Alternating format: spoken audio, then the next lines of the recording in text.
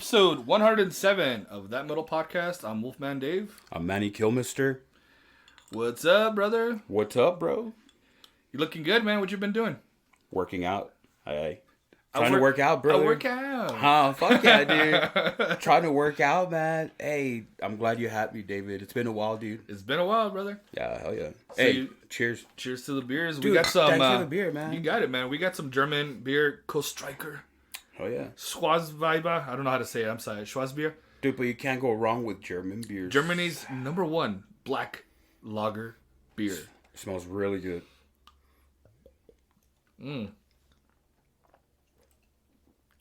Oh yeah. Yeah. That's good. Last time, remember we had bought. I bought some German beer that was like smoked. Do you remember? Oh, that's right. Yeah, yeah. We had it in the mug. Dude, it had that smokiness like aftertaste. It was really accurate. I could tell. It tasted like, okay, you're thinking, smoked ribs, yeah. pulled pork, and a smoked beer, and it was kind of weird. It was a weird one, man. It was something else. It was an experience. Yeah, for sure. So this is a podcast by metalheads for metalheads. For metalheads. Hell yeah, dude. What's cool is today we're gonna talk about some of our New Year's resolutions. Whether they're related to metal or not, but we're going to talk about some of them. Right. I know some of you may have some. And we're also going to talk about albums that we can't live without. And so we'll get to that in a moment. So first things first, what have you been listening to lately? Dude, I've been listening to this band that YouTube recommended me called Prong. Prong rules, dude. Yeah. I'm pretty sure like Prong opened for some band. They must have played here before, but I never really like paid attention to them till like YouTube Music app recommended the band, and I've been listening to the Cleansing album. Oh, that's a classic album, man. It's a chingon album, dude? Dude. That's the one with the fork in the eye? Yes, Weve. Fuck yeah. Yeah. Wait. That's been whenever I go to the gym, I'll be bumping that album, dude. And I think great album. For sure. And I love it because what ended up happening was I think the same dude, Terry Date, I think he's the same guy who did Cowboys from Hell from Pantera. Timon. And I think he might have had his hand on that album. And he wanted the drummer to have more like a mechanical. Oh, is that so? More of like a machine kind of feel when he's hitting the drums. So that way that album sounds. It's mid-90s, dude. I think it was like 94, I believe. Yeah, it was definitely. Well, I think I say early 90s. You know what I mean? Yeah. But yeah, that's a fucking chingon. See, dude, David, I didn't know that like the guys like the guitarist and the singer, he's also like a session player but obviously Prong is his band, because that guy's. I mean, I didn't really know who he was but he's the guitarist from like Danzig. Yeah. Yeah. But I didn't know that Prong was like his main band or whatever. Yeah. But it's a good band, dude. That's what I've been like listening to that album, Cleansing. Yeah. It has that snap your what is it? Snap your finger, snap your neck. Yeah. Test. Yeah. Broken Peace. Yeah. It's a good album, dude. I like it. And you know what's cool too is that I've heard that I forgot his name, the guitarist, the singer. Tommy Victor. Yeah, Tommy Victor. I think he also played session for Madonna. For real? On her tours, live tours. I think he might have played with her. Dude, I know he played with Ministry Yeah, he was doing some work with Ministry, dude. And so he's, I guess, unspoken, out there and under the radar for whatever reason, Yeah. Oh no, dude, they're gonna be touring with Overkill, and they're gonna be opening up for him, like this. Oh, no way! Yes, dude, in 20... But, wait, Overkill is one of those bands that, no mames, why haven't they been to, our side of town, our... They're East Coasters, man. Yeah. They're East Coasters. Oh, that's messed up, though, dude, because that'd be, a band that I would like to see, but what would be, a venue that, The only time I ever got to see them was in Albuquerque. Oh, you had to travel 4 hours away. Yeah, they opened up for Megadeth in one of the... Gigantour. Nice. One of the Gigantours. And that was fun.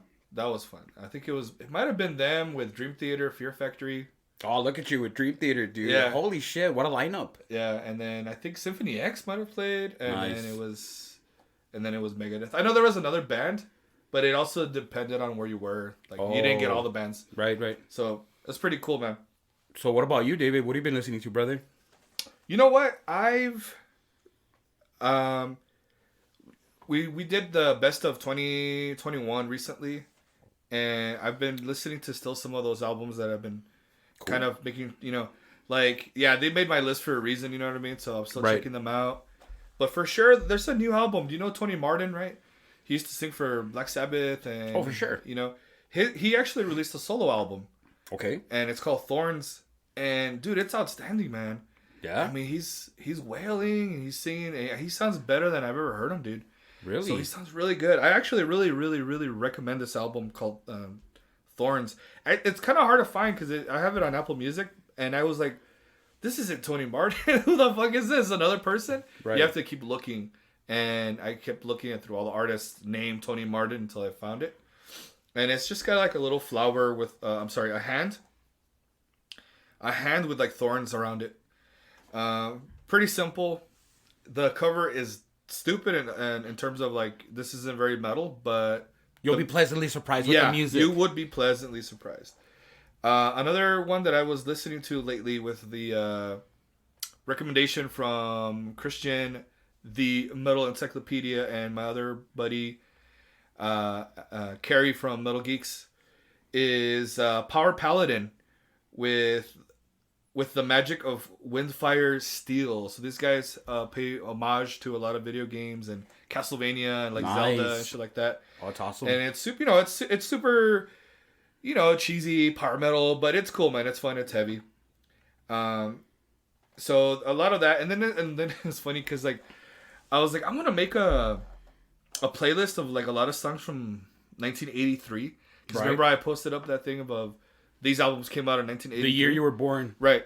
And you had nothing but gems. Yeah. You bastard. There was a lot of good ones. Dude, you had all of them. All of them were gems. Kill 'Em All. Holy Diver. There was a lot of good ones. And Slayer's Show No Mercy. There was a lot of good ones. And so I made a playlist, but of just like even fucking pop and everything from that fucking era, dude. Yeah. I put everything on it. It's like I have over 100 songs and shit, and it's like, it's fucking cool, man. So I'm gonna be listening to that more often, and probably for sure on my birthday. That's just gonna go down on my birthday. You know what I mean? So that's what I've been listening to lately. Diego was gonna join us. I think he might have not been feeling so well, but given the material and the stuff that we're going to talk about, we decided that because it's time sensitive, we want to go ahead and talk about it. We decided to roll without him today. And he actually went to a concert or like a show out in Laredo, I think. Yeah. In Texas.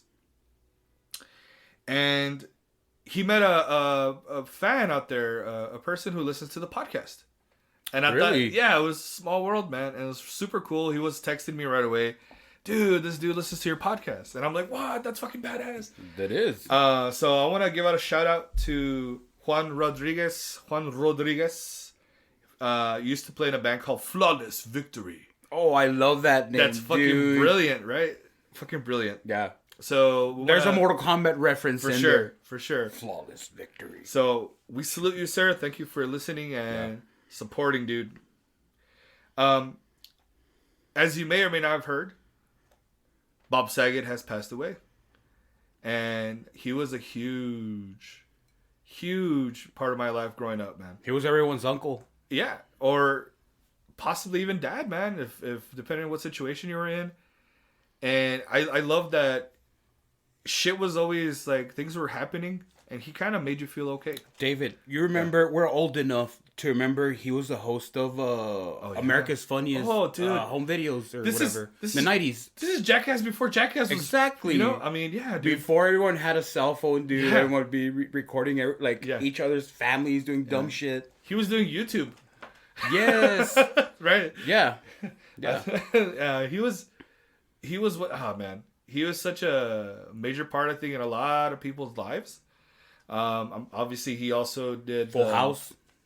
He did Full House, but also he was the narrator in How I Met Your Mother. Yes, dude. I'm glad you brought that point. Yeah, for sure. So, I mean, You know, he was fucking hilarious. Have you seen his stand-up comedy? No, dude, I need to check it He's out. so dirty. He's such a perv. Really? Oh, but it's so hilarious. He's like... I heard that he cursed like a sailor, dude. But on the set of Full House way. Yeah. Oh, really? Yes, dude.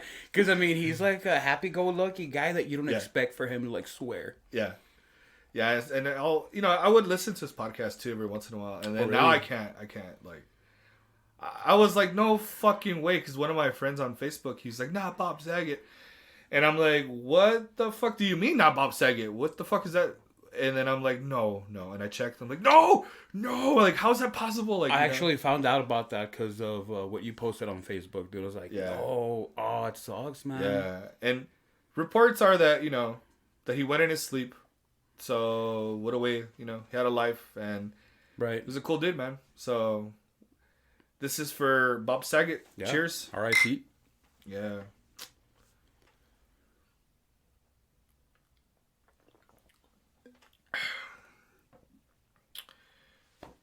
Also, I wanted to... I got a kitty. Yes, we got a cat. Dude. I just met him. Yeah, so we have... his name is LL Tobin. What does LL mean, David? Please tell us. What does LL stand for? Is it short for, or is it like LL Cool J? Is he? It's kind of like that. So his name, he has two names. He has a first name, which is Lemmy, because he was a troublemaker. And Lemmy is God, obviously. And Lemmy's God. And our boy here, our kitty cat, he's also a troublemaker. But Lemmy Lucifer. And he's the cutest thing ever. Yeah, he's a little black furball. He's got some patches of like white. I saw that on his chest, right? Yeah. Yeah, dude. Yeah, he's awesome, dude. He's a good cat, and still kitten. Right. And very active and super... No, not a kitten, a fur baby. There you go. He's a fur baby. Vago. Yeah, for sure. Vago, yeah. But troublemaker, for those who don't know Spanish. This guy's a troublemaker, but yeah. I love him. And so we had an interesting you're messaging me and we texted about I texted his name. And I'm like, well, when I go to the vet, I'm just gonna call him LL Tobin. As you should. Right. And that's it. Just leave it at that, Or we'll just call him Lemmy. And yes, tuvo, that's it, But you brought up an interesting point. What'd you say? Not to call him Lucifer. If the vet's like, what's his name? Or if he questions further, like, what does LL mean? Like, what does that mean? Right. If someone's being nosy, I guess. Right. Don't mention the fact that his name or his middle name is Lucifer. Because a lot of people think, oh, you probably... like, I don't know, you're a devil worshiper. Yeah. You sacrifice cats, and it's bad, dude. How people think that metalheads do that. We don't. Yeah, we love cats. There's like you said, there is a correlation between metalheads and kittens and cats. Yes, dude. Yes, there's this bond. Yeah, we love kitties. Yeah. Yes, they are. There's people that are twisted that do sacrifice cats. Those people have a special place in hell. Mm-hmm. But, don't put us in that, that category. That category, yeah. Yeah, and we don't do that. No, and actually, when you meet actual Satanists are like some of the nicest motherfuckers I've ever fucking met or seen. Yeah, man. Yeah. They don't do that shit. No. So interesting, man. I would have never even thought of that too. Right. You know what I mean? Oh yeah, I would have been like, yeah, it's his name and blah blah blah. But yeah, that's a good point, man. Definitely dude, don't be telling people what his real name is because it's sick. I love his name, but that doesn't mean you're yeah, dude. But that doesn't mean you're like a devil worshiper. No. You're like anyone that knows you personally, David, knows that you're like the nicest guy, dude. You wouldn't do it to like. A cat or whatever. Oh, he's cheaplet, man. We have a spoiled. Yes, dude. You have a cat tree for him. Yeah, you love your fur baby. Yeah, he's awesome, dude. Nice. And hopefully, I don't know, one of these days he'll probably be here with us. Just chill and. He has to be a part of the podcast, dude. Yeah, he's gonna be part of the podcast. He's your baby. You'll hear him at one point, meow. So. Yeah. Something on the news, man. I don't know if you saw it. Judas Priest was going to go on tour later this year. They announced that they wanted to tour as a 4-piece. So the other touring guitarist, Andy Sneap, who's a producer and he's produced many famous metal bands, he was like, they told him, sorry, dude, you're out skis. They told this to Captain Falco, right? He had a heart attack, or he almost had like one of the guitarists from Judas Priest had like a heart condition, not a heart condition, but he had a heart episode is what they're calling it, dude. Richie Faulkner. Yeah. So he came back. They said we're gonna just chill, see what's up with him, whatever, and that was fine. So they were gonna go tour with him and only him, and now now with the other guitarist Andy Sneap. Oh, really? So they told Andy, "Hey, wait, we're gonna go on without you." Ooh. And then people were like, "How are you gonna tour without two guitarists? How are you gonna tour?" And even how? But I mean, think about it, David. Yeah. How? Wait, how do you? I don't know how the hell are you supposed to play twin melodies, harmonizing? You know, like how are you gonna play? Good point. You know. Someone's playing the solo, someone's rocking out in the back. You're absolutely right. You know, I mean, I know you have the bass player to kind of bring the chunk for the backing, but that enhances the sound for the rhythm guitarist. Do you think they can make it as a 4-piece? No, but I agree with you. But I agree with you, brother. There was a huge backlash, and after so many people questioning them, today's the 15th. They barely announced, "Oh no, you know what? We fucked up. We're gonna tour as a 5-piece. Never mind what we said." Thank God. But I want to know what caused that initial reaction, or not initial, or this decision, I guess, to want to tour as a 4-piece versus 5. Like, was there financial reasons? Oh, for sure, dude. Like, but I mean, who's in charge of the band? Is it Ian Hill, or is it Rob Halford? Is there a manager? It's like, hey, dude, you know what? Like, no, we got to tour with or without you. Yeah, and he was like, he's shocked and he's disappointed. That's what he was saying. You know what I heard on it must have been like one of the, like another metal page on Facebook that KK Downing wasn't even like considered to fill in that spot, which is like, that's also fucked up. Yeah, that. But he's doing his own thing called KK Priest. Yeah, that's funny. The way that whole thing kind of played out is sad, and it's kind of fucked up. You know, like I don't think they ever just invited him back, and that was it. Like, but didn't he retire? Did he I mean, because we were led to believe that KK Downing formally retired, I believe, in 2010. It's been a while, David. Yeah, and I think that's what he was sad about, that they didn't invite him to come back or whatever. I think it's kind of like a situation where, you know, Metallica kicked out Dave Mustaine, and then he made his own shit. KK's doing his own shit with KK's Priest. He's got Ripper Owens on there. He does have Ripper Owens. And they're doing good. They're doing all right, man. Yeah. And I don't see anything wrong with that. You know what I mean? It sounds like Judas Priest. It does. It sounds like Judas Priest. It is Priest. It is Priest. To a certain extent. Yeah, and that's why I'm interested to hear that, because you hear riffs and shit like that were, ooh, that could have been Judas Priest. For sure. You know what I mean? Oh, dude. No, KK Downing, he's always going to be Priest. Yeah. He's always, we're going to hear him, and he's like, no, that's him. Yep. Nah, he's sick. He's badass, dude. So he is, dude, and you know what? We still got to watch him play in El Paso. Yeah.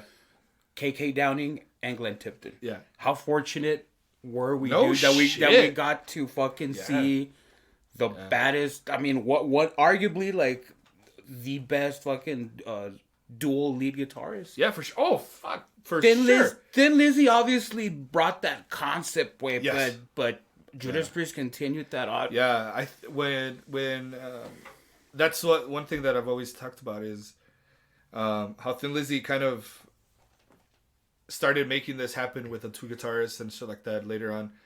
It was innovative. Yeah, and then like, these guys just brought it to a next level. Why have one guitarist when you can have two? Yeah, dude. Yeah, and then they're thinking outside the box, man. Yeah, dude, and I love Thin Lizzy when it comes to like the fills, man. His vocals on everything, and you know, I mean, we've talked about it so many times in the past. Phil's is a fucking brilliant wordsmith, and he's a brilliant bass player, but just what they brought, and Judas Priest just brought it to the next level. Yes, dude. Iron Maiden's like, you know what?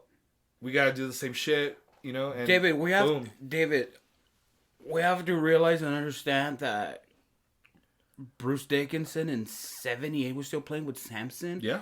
Judas Priest was already fucking doing world tours. Wait, Yeah. Judas Priest had been around the block for at least a decade, dude. Yeah.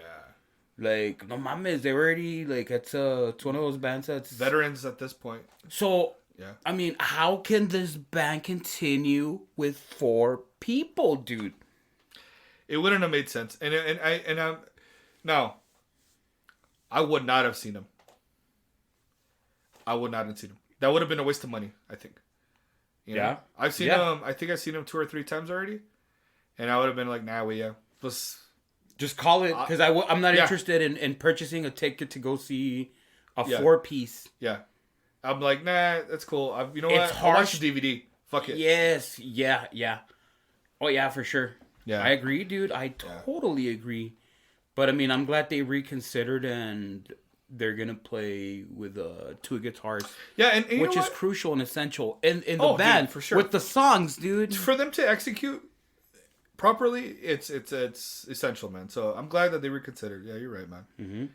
So speaking about world tours or different tours, we have actually a lot of different tours that had been announced this past week. So I wanted to share with everybody some of these tours that are going to happen, right? Cool. So Megadeth is going to go on tour again. They're going to do another North American leg. Another one. This time with In Flames, Lamb of God, and Trivium. The band that canceled, huh? Did they cancel, dude? Because they didn't come to El Paso. I don't remember. Yeah, they didn't come. Trivium. Trivium. Oh, Trivium? Okay. Who else is playing, David? What other tours are scheduled for 2022? So, the dates, I don't know, but you guys can go check that out. But we have Suffocation going on tour with Atheist, Contrarian. So, Playing Atheist... at the Rock House. Yeah. So, Atheist is badass. These guys, muchos veteranos, Suffocation, brutal death metal. Oh, it's too brutal, way. I heard I was all like, I wait. Yeah, dude. Atheist, no, but I know you're a huge fan. You're gonna be there. Yeah. You're gonna be there. You're there, dude. Yeah. So with the Atheist, for sure. Atheist rules, dude, because they play like how Death was playing later on in their later era. Oh, nice. Contrarian now, they actually play. They worship Death. Okay. So the band, right? So they're just playing everything like their style, but next level. Nice. Pretty badass. And then this other band called Surreption. I've never heard them, so let's see what's up with them. Cool. Next tour will be Nile Incantation, and I could never say that other name. Salsiskobab. I forgot how to say it, guys. I'm fucking butchering their name, but it's another band. Excuse me. Are they playing here, David, or anywhere near El Paso? I didn't know. I didn't check the dates on that one. No. Mm-mm. Another one is Amorphous. So Amorphous is gonna play. They're gonna have a couple of other bands that I'm not really familiar with. So that's another badass tour. I got to see them in Phoenix a couple of years ago. That was really fun. Cool. I'll probably end up seeing them again. If I do, maybe Denver. I'm not sure. Obituary, Municipal Waste, Enforced, Gate Creeper, and Spirit World are all going to do a tour. Weren't they touring last year, dude? Obituary? They were I think they might have done select shows.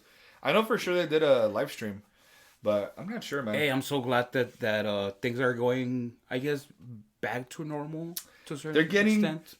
Things are getting to the point where things are not getting canceled, right? So that's good. And again, that brings that whole idea of normalization. But hopefully... Dude, I think it's Texas that's open. That's more open to have concerts. Oh yeah, because I don't think I don't think other states have it like as chingon as we do. You know. Yeah, and I like that there's still being precautions. There's still things that are being. Oh yeah, for sure. People are still doing that, and that's good because you have to appreciate that at least. Yeah. Another tour that's gonna go down is gonna be in Dark Tranquility is gonna come, and that's gonna start in February. I'm gonna catch them in Phoenix. Really? You're gonna make a little road trip? President's Day. Nice. And fucking February. Wasp, dude, and fucking Wasp and Armored Saint. They're gonna go on fucking tour. That I can't wait. That's gonna be fucking awesome. Oh, dude. but they're not playing anywhere near here. No, I saw that. Yeah, for sure. They're not gonna. They're not anywhere near us. So, but that's gonna be badass because I saw. I'm glad they're still touring, dude. Dude, I saw a documentary. They're from the '80s and they're still touring. Wave. Both of them, Armored Saints is shit too, yeah. man. They're an underrated band. But I saw this badass documentary called Mean Man, and it was about Chris Holmes. He used to play the guitars on. I don't know if you ever saw that shit where he was drinking the vodka in the pool. No, dude, Yeah, really? right, yeah, fucking psycho, dude. But anyways, Holy he shit. redeemed himself, man. He's been sober for many years now. It's good. And he's just been, playing on his own and shit, Right. But real quick, I'm gonna take a pee break. So give us one moment. Sweet. That was the world record of the piss, right? Dude, that was fast. Flash. Oh, yeah. So we're gonna kind of get off topic, but not really because this is part of what we want to talk about. So we're gonna steer off the music for a little bit, and we're gonna talk about the playoffs, man. So the NFL football for a lot of people, their teams are playing this weekend. We saw that Wild card weekend. Wild card weekend for some people. We saw the Raiders lost. Cincinnati won. Buffalo's beating the on its shit way out on of beating the the Patriots.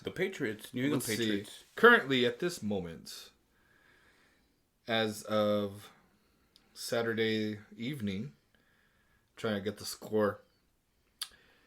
I weigh 47-10 with a minute 55 left in the fourth quarter. Oh, stick a fork in them because they're dude, done. no, they're already dead. Stop. They're already dead. They're already dead. Stop. I remember that episode from The Simpsons, dude. It's funny. It was like a crusty look. He's already dead. Oh, man. It's funny. Yeah, so I'm glad New England's... Me too, Getting dude. New England was winning it year after year in the AFC. Yeah. I'm so glad we beat them this year, Fuck yeah, dude. OT. Go Man, fucking Cowboys. And in fashion. Oh, yeah. So tomorrow, and we might have hinted at, we're major Dallas fans, Dallas Cowboys. We're in Texas, obviously, so... That's right. So, Are you excited? Dude, I'm stoked. I'm like 10% nervous and 90% excited, like, in terms of like how things are going. Right. I love how a lot of people were, they've been talking shit about Dallas and always talk shit. You're either a Cowboys fan or you're a Cowboys like hater by default. Yeah, dude. But what's I found interesting that this year they turned it around from last year. People were like, "Oh well, I want to get the offensive coordinator as a coach, and I want to bring in their defensive coordinator Dan Quinn or Kellen. We want to bring them in to be our to be coaches for our teams and blah blah blah. The head coach? Yeah, to be their head coaches. Man, you guys were talking shit about Dallas the whole time, but yet here you guys want to fucking poach, fucking coaches off our team. Now you want to snatch them. Now that we have a winning record, now you want to snatch them. Yeah. So fuck all you guys. But the interesting part for me is like, I don't know. Here's some things that I think Dallas really needs to do. Obviously, it's do or die. But I think this is the time where you need Dak. Let it be Dak. You need to let him be Dak. He needs to move. He needs to move. He needs to get out of the pocket. But he needs his weapons too, David. Yeah, he needs his wide receivers open, dude. Dude, he's got all the homies, man. But whenever he moves is when he makes the plays, man. That's the one thing I noticed. And they've been trying to create this pocket passer when they need to break the chains, dude. They need to let him loose, man. You don't think they need to break the pocket, David, for Elliott, dude? Because for sure. Think about it, dude. Has Elliott really been giving us 100+ yard games like he used to 3-4 years ago? No, he's been declining. It's interesting though. He still broke 1,000, and not a lot of running backs still broke 1,000. You see, this is bad because he is achieving, but we're like, we want more. We expect more. Oh, because he's under contract. Our little Ewok is getting paid. For sure. He's getting paid. Whether we win or lose. Correct. He needs to perform. Right now, Dak's been performing so-so. I think he could be better, but he's winning the games. I don't really think there's been a case where, that's fucking 100% Dak's fault. You're right. You know what I mean? You're right. It might be some of the defense. You know what I mean? So I'm like, all right. Well, I mean, you saw last year with all the fucking different quarterbacks, Dalton, Vale Verga, he sucks. And like, All these other people, Andy Dalton was a good backup quarterback. he managed. Because Chicago picked him up really quick. Yeah. As a starting quarterback, dude, because he's a seasoned veteran. And then they benched his ass, Yeah. within. But I mean, it's gonna happen. But I think Dak needs to be Dak. This is what clearly reminds me of. Do you remember Any Given Sunday, the movie? I don't think I've seen it. Wait. Al Pacino was coaching, and he had Jimmy Fox as the backup quarterback. Okay. He was like I don't know if he was a rookie or not, but he's playing backup. He was a backup. the starting quarterback. Right. Dennis Quaid was a star veteran quarterback, badass, chingon, and he gets hurt. You gotta have a black quarterback as a backup. You got him, and he's a runner. Okay. He's a runner. Like Cordell Stewart. Yes, and he will make, we'll call it executive decisions. Okay. That would win games, but the coach said, "What the fuck, dude? Don't you ever fucking do that to me again." So those are called audibles. Correct. But the coach didn't like that shit. Al Pacino. Damn. What ended up happening is you start seeing there's a new era of football. There's a new type of football happening. That's the whole point of that movie, right? Al Pacino recognizes this. That there's a new shit coming up. Mobile quarterbacks. Yes. You got another train coming. I apologize for that, fellas. All right, it's kind of past. Yeah. But the idea that we have a new era, that we've had this for the last 15 years, probably 20 years, where there's running quarterbacks now. They're mobile. They're mobile. I think this idea Jerry Jones needs to adopt or need to embrace, because everyone he tries to force and stay in the pocket.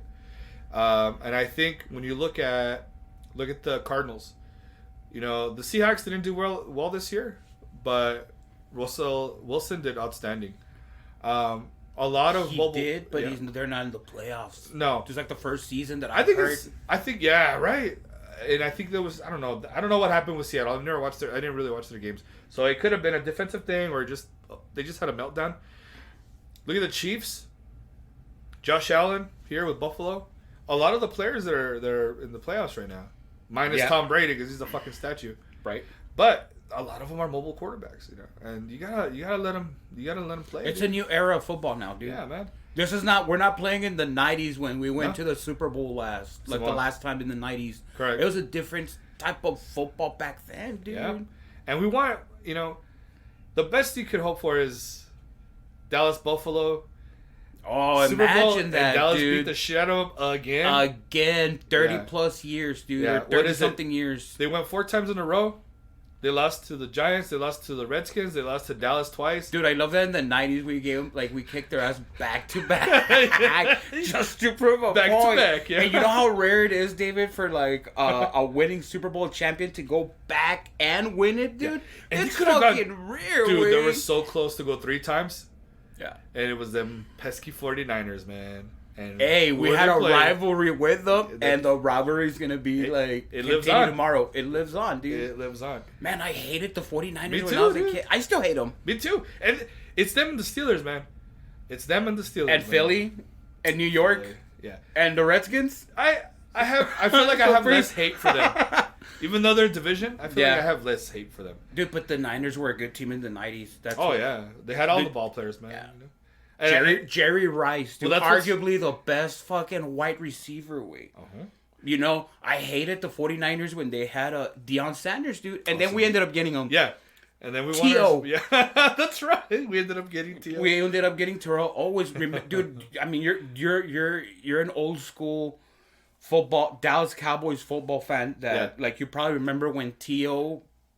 got the star. Yes, in Texas Stadium. Before they built it in Arlington. Yeah. And then he posed in the star, dude. And then I think Emmitt Smith or someone rushed and tackled him. It was George Teague. Was it? He was a safety. Yeah, he fucking hit him. Yeah, that was a diss, dude. Yeah. But, I mean, the rivalry is real. Yeah. And then the thing, too, is, you see that shit at bars, man. People throw down, fucking throw chingazos and shit like that over the game, So tomorrow's going to be fucking wild, I can tell you that. Wherever you go watch the game. Who do you think is going to take it tomorrow? Because, I mean, obviously, by default, I'm a Cowboys fan. For sure, right? The Cowboys are going to take it, dude. Yeah. And we have the home field advantage. So let me tell you.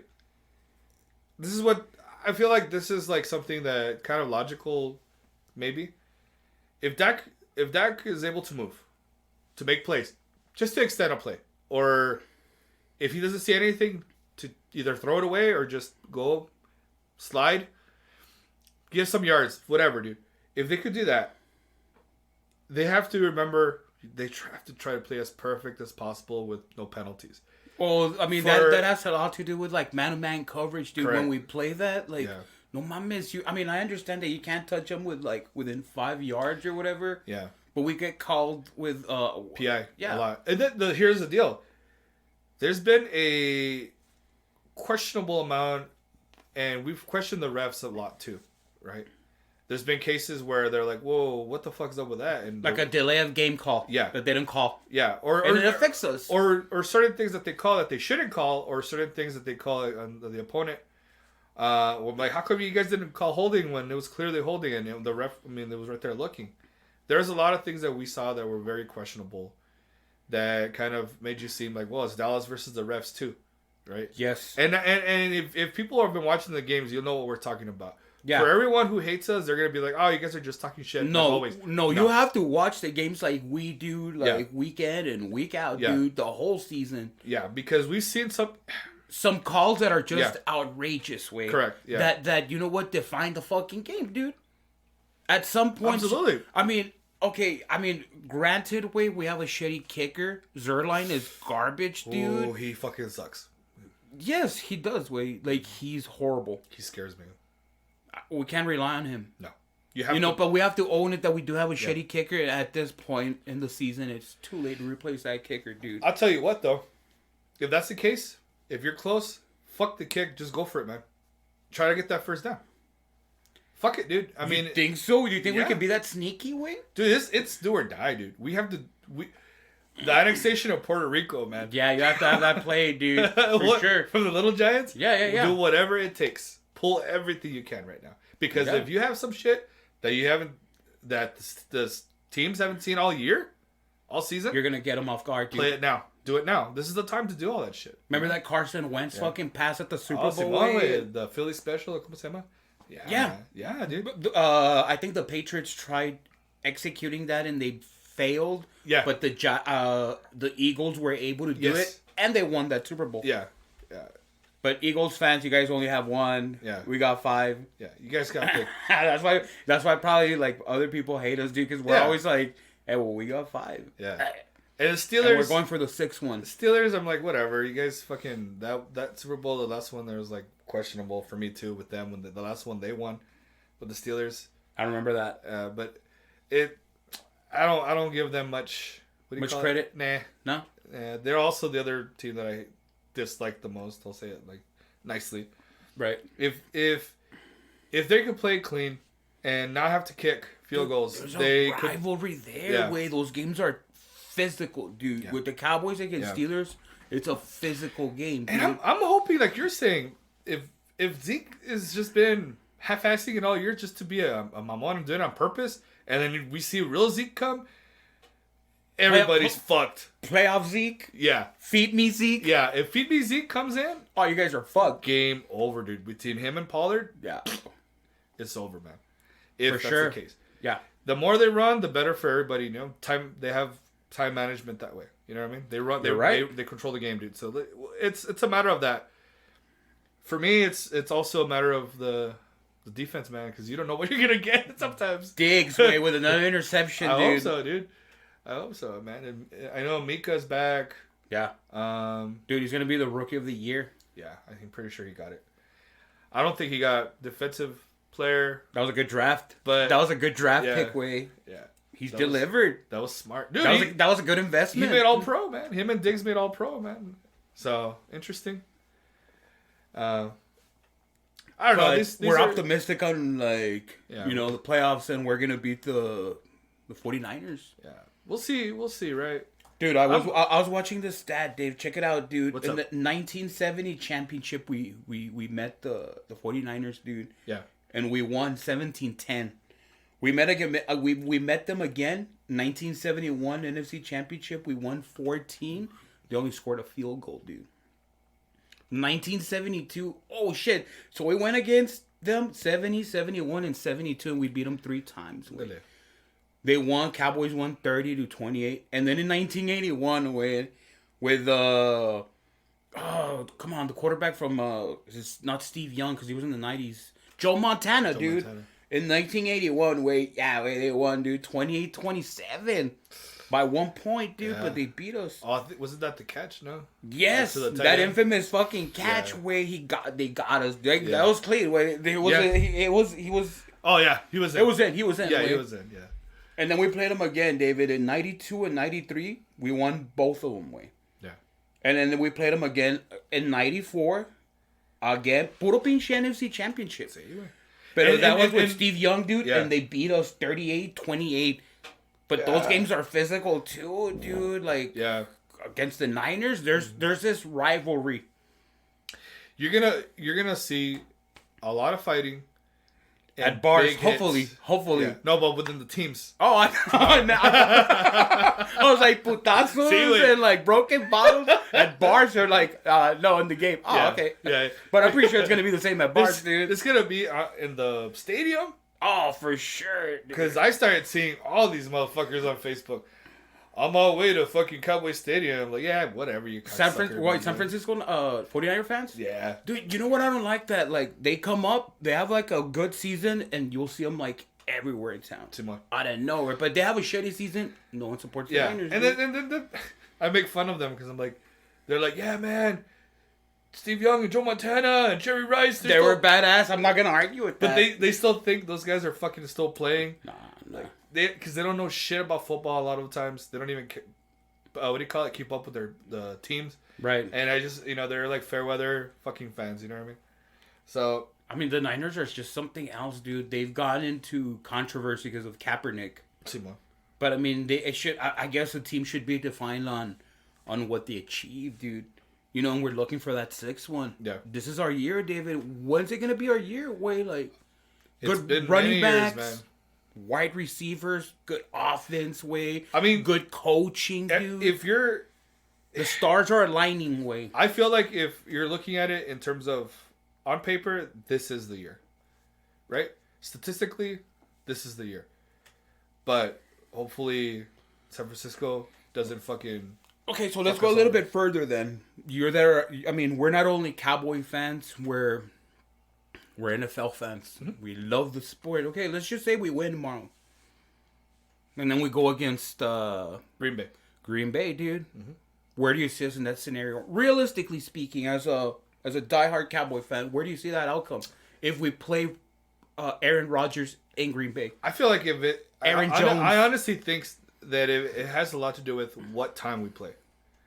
If they play at night, it's just gonna be fucking cold as fuck over there, dude. Dude, I didn't even think about like the temperature being like an issue or a factor. Dallas is a indoor team. Green Bay's used to the cold, man. And tell you what, man, that fucking ball gets heavier. The ball gets heavier when it's cold. Really? So it's harder to kick. So it's harder to kick and it's harder to fucking throw. It gets heavier, man. So these fools are used to it in Green Bay. They're used to the cold. They're out in their fucking, just in their undies and shit or whatever, they're used to it. Not to mention the fact, okay, so here's some little interesting things. So Brett Favre, Green Bay quarterback, he never beat Troy Aikman in Dallas, but we haven't been able to beat Aaron Rodgers in Green Bay. Yeah. He's a really good quarterback. I'll give him that. He's a great quarterback. Yeah. He's like, he just makes that shit happen, dude. And then they have he's a fucking slinger. David, and then they have a running back that went to Burgess, dude. Yeah. UTEP too. And he's a solid running back. Yeah, man. he's an El Pasoan, man. Yeah, he's good. So I mean, realistically speaking, dude, if we're against Packers, man, as a Cowboys fan, I want to be optimistic, but I have to be realistic at the same time that there might not be a possibility of us beating them. Yeah. And I have to be realistic about it, and it's a hard pill to swallow. They're the only team, and I think in the entire NFC, that I think would be difficult. Because honestly, I think if Dallas plays, let's say Dallas does beat Green Bay, and they go to the championship, and let's say Tampa Bay goes, I think Dallas will beat the absolute living shit out of Tampa Bay this time. I think you're right. I have a very strong. I feel like any of the teams that are there right now, they barely beat us, David. Yeah. The first game. Yeah, they got lucky, man. They got lucky, for sure. The Rams, I think Dallas could beat the shit out of the Rams. I think they could beat the shit out of the Niners. if they played clean. Dallas could beat. They could beat all the teams, but the only team that I'm kind of like whatever about is Green Bay. That's my only concern. Yeah, that would be my only concern. If they beat, I'm optimistic about tomorrow. If we beat Green Bay, dude, we're getting the Super Bowl away. Because Green Bay's yeah, because they have that home field advantage. Yeah, and the that's playoffs the case, is like the like this is what we've been looking for years, dude. And not only that, when you look at it, if you go, let's say they do all the way, the Super Bowl, wherever it's going to be, isn't going to be somewhere where it's going to be fucking freezing cold or anything like that. It's going to be indoors. Right. And Dallas has the fucking advantage. They know how to play indoors. You're right. So, I mean, both teams maybe. But it's favorable. This is our year, David. I'm really optimistic on the outcome because it's going to be interesting tomorrow. And I'm going to be super excited if we end up playing the Packers. But at the same time, I'm going to be concerned and disappointed if we end up, not beating them. Yeah. It's going to be interesting, man. I guess we'll find out soon enough, right? Right. It's just one of those things where people might be laughing at us and they listen to the podcast if they lose. So be it. But like they say, win, lose, or tie, Cowboys till I die, dude. That's right. For life. Because we've been supporting the team since we were kids, dude. Yeah. It's like 34 for and I'm pretty sure like your old man, just like my old man, were Cowboys fans, and then it was like, okay, well, hey, you guys are Cowboys fans now. Yeah. It's like your birthright. Yeah. That's the other people who they have like it's wild to see that though here. Where there's other people, I'm like, what? You like that other team? What? You like fucking Buffalo? Cabrón? That's weird. Dude, there's a bunch of there's a Green Bay Packers fan base here, a Steelers Nation fan base here, Niners, and Raiders, But whenever I go to like the store and see like a Cowboys jersey, I was like, hell yeah, you're right with me. Yeah. We them boys. Yeah, Cowboys all day. Yeah, dude. And it's funny to see that shit. Fucking, man. Interesting, man. Puro pinche Cowboys. Yeah. Puro pinches Cowboys. How about them Cowboys? We'll make a follow-up podcast if they fucking keep rolling with this shit. For sure. That's what they need, man. Yeah. They're listening to the podcast. They're listening to the tips. And they're listening to our advice. Yeah, hell yeah. You need to run the ball more, Zeke. Do it, man. Come on, you already got paid. Come on, Kellen Moore, run the annexation of Puerto Rico. Don't be so predictable, asshole. Yeah, dude. So, funny enough, they say that kind of like advice, let's say. People will take advice sometimes and sometimes they're like, oh, well, that's cool, but I'm not going to do that. I'm going to do something else, right? I like to call it constructive criticism. Right. But going on to the next topic, which is our New Year's resolutions. Fuck yeah. So sometimes instead of taking advice, or we do take advice, you kind of decide on your own, I want to make this happen. Or I want to take steps to make certain things happen. And what do people say? New year, new me. For sure. And it's a clean slate, David. It's a clean slate, and you wanna make things happen for yourself. Right.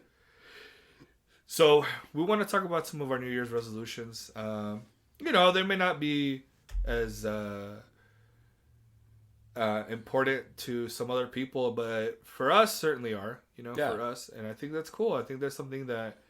I remember I had asked you about it. I'm like, do you have any resolutions? And you told me about some. Right. And I was like, you know what? That's cool because I thought that'd be a great topic for us to talk about too. For sure. Just to get kind of real about things for a little bit. Right. So minor. Some of them are personal. Some of them are music. Related. So that's pretty cool. So I don't know if you want to share a couple. Sure. So new year, new me. Yeah. I'm kidding. No, new year, same me. But I mean, one of my 2022 New Year's resolution is to continue going to the gym, dude. Yeah. I'm noticing, like a change in my life, in my lifestyle. Like I try to make it a priority. Ultimately, I do want to lose. So my goal is to lose body fat and gain more lean mass. Okay. And it's to process. Yeah. But I'm not doing any cardio, dude. And I should be incorporating more cardio into my routine, which I'm not doing. I'm just like lifting, and I find a lot of pleasure in that. Yeah. Like it keeps me motivated. I'm losing body fat, dude, because I'm noticing that my clothes is fitting. I was already buying 2XL t-shirts when I'm all like, oh wait, I need to go back to XL. I was wearing 38 by 32 pants. I'm back to 36. Nice. I'm losing. I have to wear like a belt now, dude. So I'm losing. I mean, I'm losing fat, and I'm seeing like a significant like difference. Like it's very subtle, but I see it, and it's motivating me to keep on. I'm going to the gym, and to be honest with you, brother, it's hard. It's hard going to the gym because I mean, you go to work, and then you're kind of worn out, and then you still have to make the time and effort to go into the gym and burn more calories. Yeah. So my plan is to have a calorie deficit right now, burn more calories than I'm consuming so I can lose more body fat. Yeah. Because I was almost weighing in at 300 pounds, David, in October. Wait, no, I was at 293, dude. Yeah. I weighed myself yesterday, and I'm at 268. I weigh nice. So, I mean, it's not a lot of weight, but I mean, the shirts are fitting me better. I'm back to my normal fat weight, I guess. So that's motivating me to go to the gym and continue going to the gym. Yeah, when you're seeing results, you want to keep going. Exactly. Yeah. So that's one of them, dude. The second one is, I mean, I've never made this publicly on my Facebook with like the very little friends I've had, but I'm going to therapy, dude. Mm-hmm. I'm learning a lot about myself, and I like it. That's awesome. I like it, dude. Yeah. Therapy is one of those things that we don't really talk about because there's like maybe a stigma. Yeah. I think even within our culture. Oh, absolutely. It most definitely is, dude. Yeah. But no. Hispanic culture. We're in El Paso. Right. Just want to. No, dude. You know what? I beg to differ that it's like a lot of ethnicities and not just like a cultural thing. I think a lot of men in general don't seek. That's true. Therapy. Right. Like, man up. Right. They tell us like man up since like you're a kid. So yeah. I was dating an ex-girlfriend of mine, Michaela, and I'm never gonna forget her because she told me like, hey, you know what, babe, something's wrong. You need to seek therapy. And I didn't want to seek therapy, David, because I thought something's wrong with me, dude. And it's not that something was wrong with me, dude. It's just like something happened, when I was younger that wasn't like a great experience. It wasn't my fault what happened. But I mean, I am who I am somewhat because of like the environment or the way I was raised. Yeah. There's a lot of factors that come into place. But yeah, she noticed something and I took her advice. I've been going since last year. I see my therapist twice a week. Yeah. And Ms. Rangel is doing a hell of a job, dude. So I need to continue going to therapy, dude. Yeah. That's another one of my resolutions. That's incredible, dude. That's awesome, man. So that's sort of like my two resolutions that I have out of the top of my head, David. I think I should have more, dude. I should have more resolutions. Well, I think I might have one that maybe you might share too. Okay. But I think that's great, man. More power to you and props, brother. Thank you. It's amazing that people could do that. You know what I mean? So so for sure, one of mine is definitely to eat better because I eat like shit. And oh, dude, let me tell you something. It's easier for me to like if we just want to go sober. It's easier for me to just not drink. Is that so? Yeah. Really? So I'm like, oh, cool. We're not going to drink. We're not going to drink. But the eating, that shit's hard, man. Like the diet, at least. Oh, it's super hard. To clean it up, that's just, it's just rough, I agree. Man. Having to plan ahead for lunch for work versus just go out somewhere and get something to eat real quick and come back. So I need to clean that up. That's something that I need to work on. You need to do those meal preps for the week. Right, it would work. It would help. It would help. Or if not, maybe make wiser decisions instead of buying Mickey D's and all that other shit, or Subway, Wendy's, whatever. Maybe make a better decision when I'm there. You know what I mean? Because there was a book that I had bought that's called "Eat This, Not That," and they say, well, if you're gonna go to these places, buy this instead. That makes sense. Don't buy that. So like they're like, just buy a burger maybe, and don't drink soda. Maybe buy get iced tea. Buy a burger and then discard one of the buns. Yeah, the top or the bottom, or even just less carbs. Yeah, or tell them just to put more, wrap it in lettuce or whatever. And they'll do that for you. They'll do that for you. And that's cool. I need to clean it up. That's a great resolution, dude. Yeah. Because diet is crucial when it comes to health benefits, dude. And we're getting to that age. You know what I mean? And that's important, right? So the longevity. So I want to be able to go to more shows, more concerts, to festivals, to be able to do stuff. I want to be able to be there. So this is another thing. More 70,000 tons of metal. Fuck yeah, dude. That shit's coming again, man. That shit's back next year, dude. Fuck yeah. Another one is to drink less, I guess. Oh, dude, for sure. Yeah. But not I think binge drinking. I do binge drinking sometimes. But the thing is, I would do it once a week.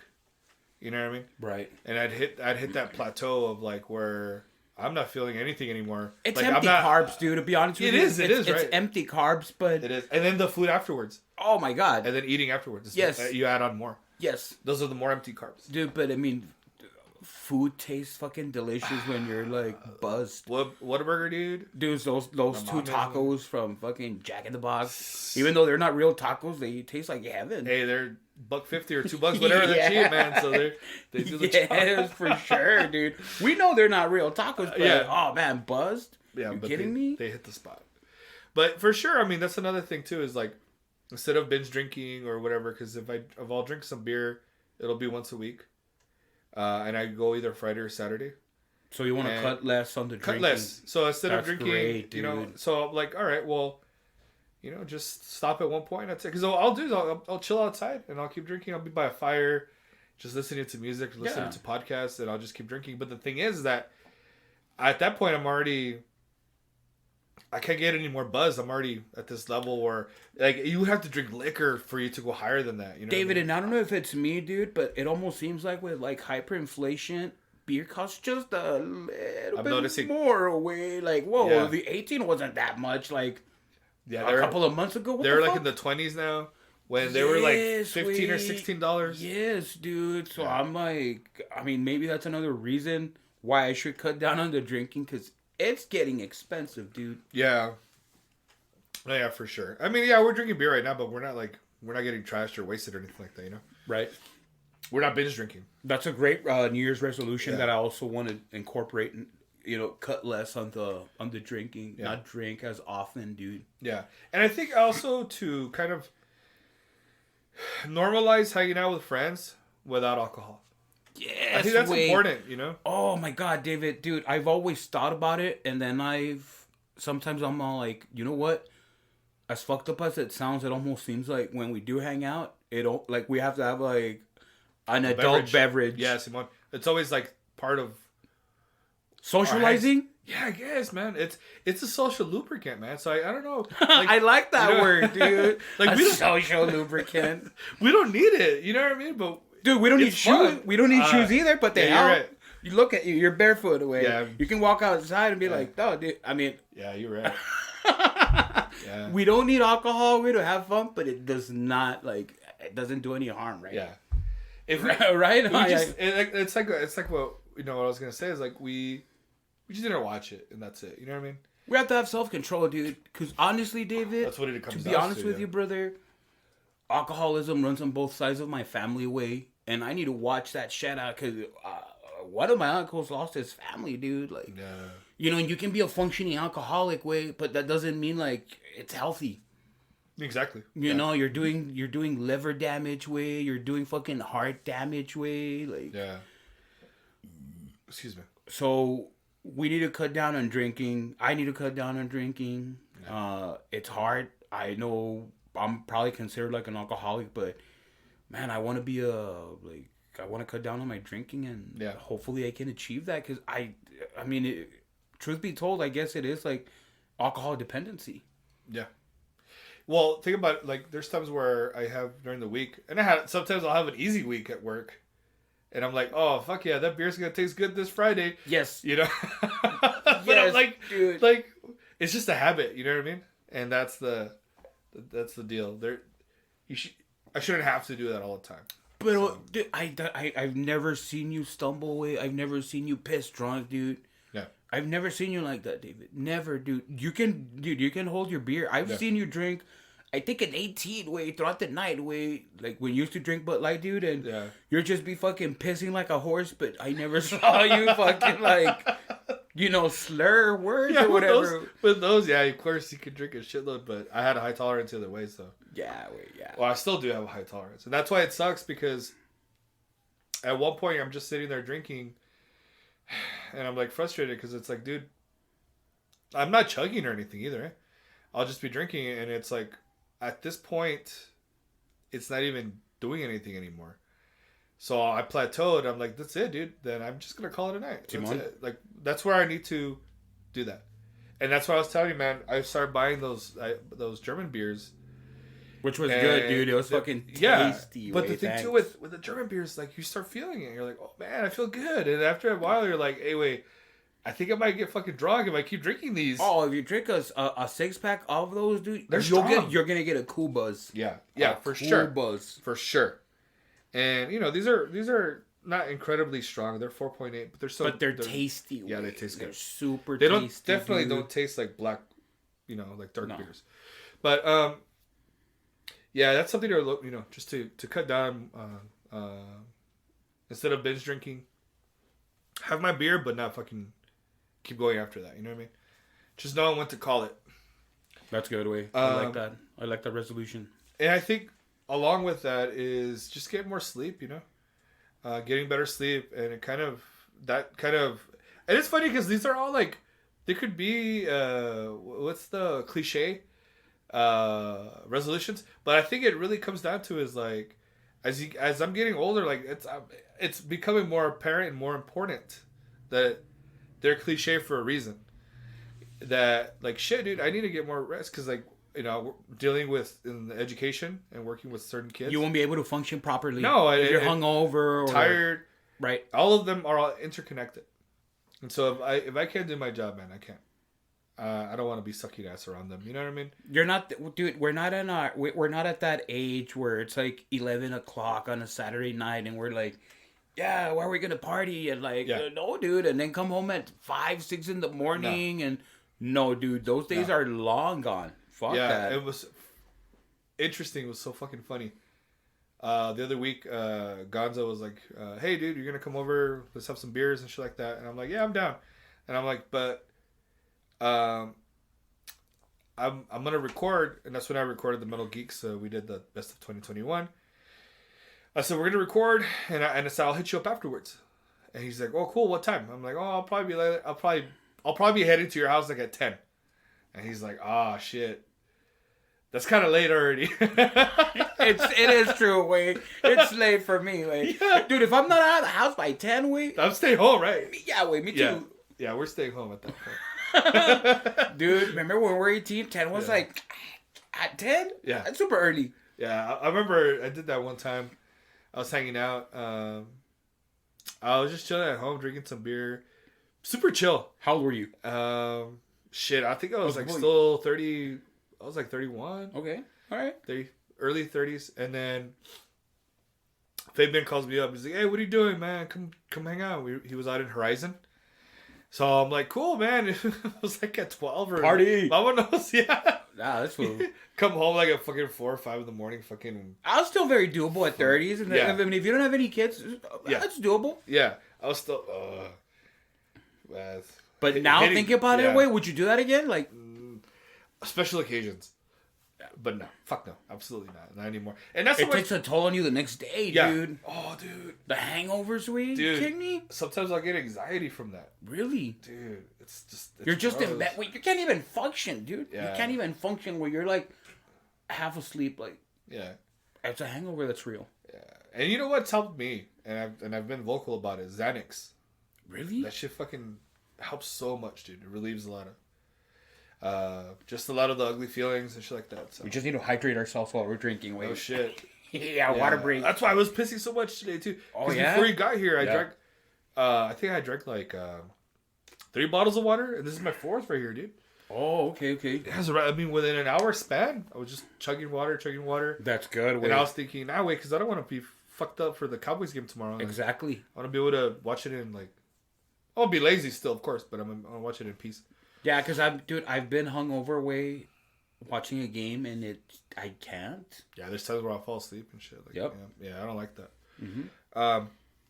This other resolution, I think maybe you might relate to, is listen to more music that people actually recommend to me. Okay. You know, I think because this one's more in line with the podcast now. Yeah. And music. Mm-hmm.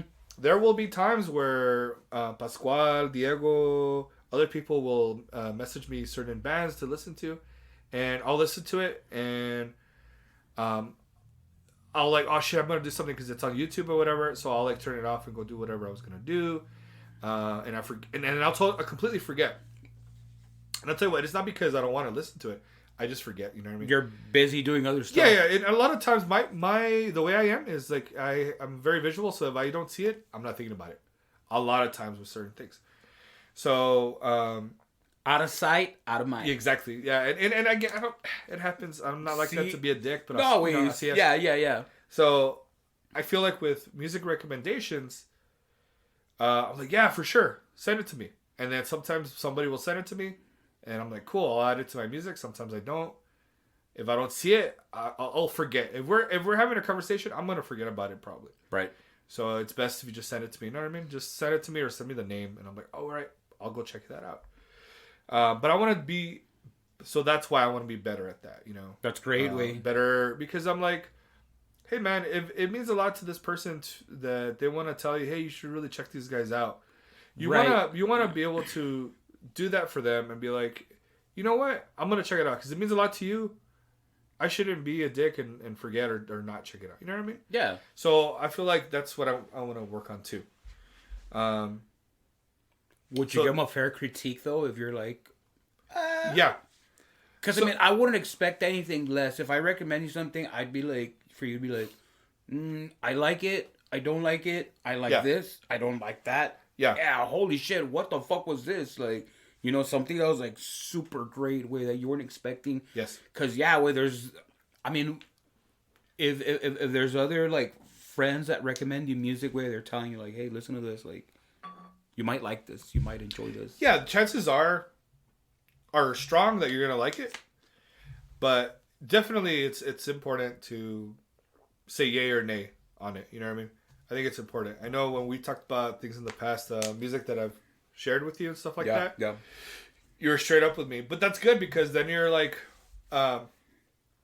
it gives me the idea of filtering stuff out and be like, all right, well, he leans more towards this, or the person, you know, you lean more towards that style of music, and it makes it easier to. Oh, for sure, dude. It makes it easier to recommend. Shit, you know what I mean? Yeah. So, I definitely need to listen to more stuff that people recommend, but also, like you said, I'll definitely be like, yeah.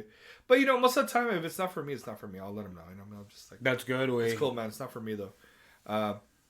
That's something I think that happened last year is there was a lot of different music, a lot of albums, a lot of metal came out last year. And... It was a productive year because musicians were at home, dude. Yeah, dude. It really was. The deal for me was that there were a lot of albums, and they were okay. There were a lot that were really good. And there were a lot that were fucking outstanding. The issue is you have so many that you have to be like, well... It's a hard filtering process. Yeah, exactly. Because there were so many ones that were good that I'm like, yeah, it's good, but these are better. And therefore, I just kind of like pushed the other ones aside. Right. And focused on the other ones that I ended up liking overall. So that's why if you look at my list and if you listen to some of the bands that I liked, I recognize that there were a bunch of other bands that made a bunch of lists for various reasons for other people, and I probably heard a lot of them too, of those albums, but for me, they were just okay because there are other albums that I favored. But that's what you gravitate like towards. Yeah, and I think that's your personal That's preference. another thing, exactly. So the thing too is when you're doing when editors and people in different social media and stuff like that, let's say Metal Injection, Brave Words, and Bloody Knuckles, and all those other people who are doing their lists, best of 2021. Oh, I see. You have to keep that in mind. I think that's important to think. Well, that's what they like, and those are the ones they deem are their favorites because they're not. They aren't saying these are the definitive of 2021. Each person is stating their favorites of that year. What they like. Correct. And that's why I think it's cool because then I don't want to hear from someone be like, oh, well, you didn't talk about this band. You didn't talk about this band or this band. I'm like, of course I didn't. Oh, that's I don't like them. That's tough, dude, to put you in that situation. Yeah, that's rough because you can't hear everything. As much as you want to hear. I know. Right. No, you're right. You know, I know Christian, our homie, Christian, the Metal Encyclopedia, he listens to shit all the time, and he's constantly processing and different things and whatever. And that's great that he could do that. I can't do that. I have to be really devoted to one or two at a time, and that's it. But the thing is that it's personal, right? And for some, listening to music is very emotional, and it's like it's just. It might not hit you the same way it might hit me, or it might not hit me the way it hits you. That's such a true statement, dude. Like, that makes total sense. Yeah.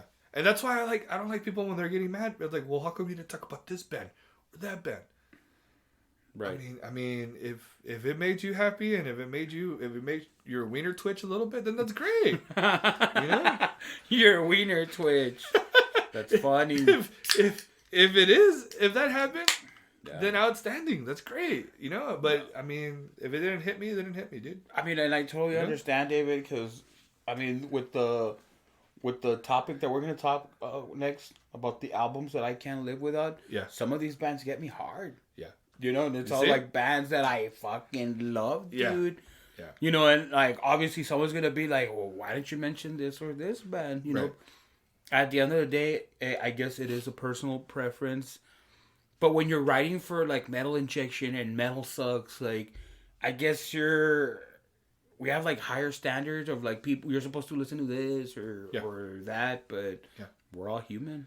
I mean, I don't know what to say. Yeah, because I've seen the page, and then you go and it'll be like this editor, his picks, her picks, this person's picks, and it's like so now we have to really consider it's their picks. David, would you say that it's a fair assessment to say, like, okay, let's gather they have, like, similarities in bands, and they could be like, oh, okay, well, all these fools like this band or this album, like, let's put them there. Yeah. I mean, I think it'd be, like, a great thing to do with, like, different people that are reviewing the music to be like, this is what I like. And if there's several people that have the same interest, like, oh, well, you know what? Yeah, this band should be promoted, dude. You know, and that's another thing to consider. When that name starts popping up on a lot of different lists, it's probably a good thing. You're like, you know what? This got to be for a reason, right? So come check it out. Also, what I think is great about listening and looking at other people and their different lists that are out there is I look at it as in a way to what am I missing? And what can I go check out and see if I like it? Or you know what I mean? Dude, what am I missing is such a great thing you just said, Wave. Because you know what? You know who had the authority before the internet? Radio jockeys. Oh, for sure. They would put what they liked, Wave. They wouldn't put what, like, if they liked it. And a lot of people did that pay for play, Wave. Yeah. You know, you couldn't even be like a great musician. You could suck, Wave. But if you paid to get played, Wave, you get fucking... You'd be heard on the radio station. Yeah, you get radio time. Yeah. And that's what's the beautiful thing. Once YouTube came out, man, that was a game changer, I think. That was a fucking complete game changer. Oh, David, YouTube dude, I think it's going to take over like Antenna TV at some point. It's becoming so... It's already... You can already subscribe. Oh, you could have... you could subscribe, man. And we had it. We were using it last year when we were in the other apartment, the tiny apartment. Dude, it worked. Dude, broadcasting TV is like antiquated technology at this point. It is, dude. Like these streaming services, YouTube is so fucking big, way that they're gonna take over TV way at some point. Yeah. I think way. Yeah, it's bound to happen pretty soon. The next several years. Movies way. Yeah. Going to the movie theaters is like that's gonna be like an old. Like people are gonna be like, you guys still go to the movies? Yeah. And I hope they don't take that away. I don't know it's that like either. an experience. But it's just because man, this is so fucking wild. I'm noticing this trends with, especially with the teenagers right now, because I work for a school. 80s are, for whatever reason, 80s are coming back. Nice. Some of these, we'll call them kids, I guess, because they're still kids to me. Millennials. They're not even. They're kids. They're like teenagers. They're Gen Z, whatever. Then the next group, the next tier down. They're really into the whole fashion with like emo. Oh, They're back. They're like late to the game, I guess. They think they're discovering it, I guess. I don't know. They think they're all about it, but cover my face, man. Don't look at me. That's funny. I'm like, yeah, that was we back, did that. That was like 20 years ago, dude. Like, yeah. more like you're a little late to the party. But I mean, I suppose that happens with every generation, right?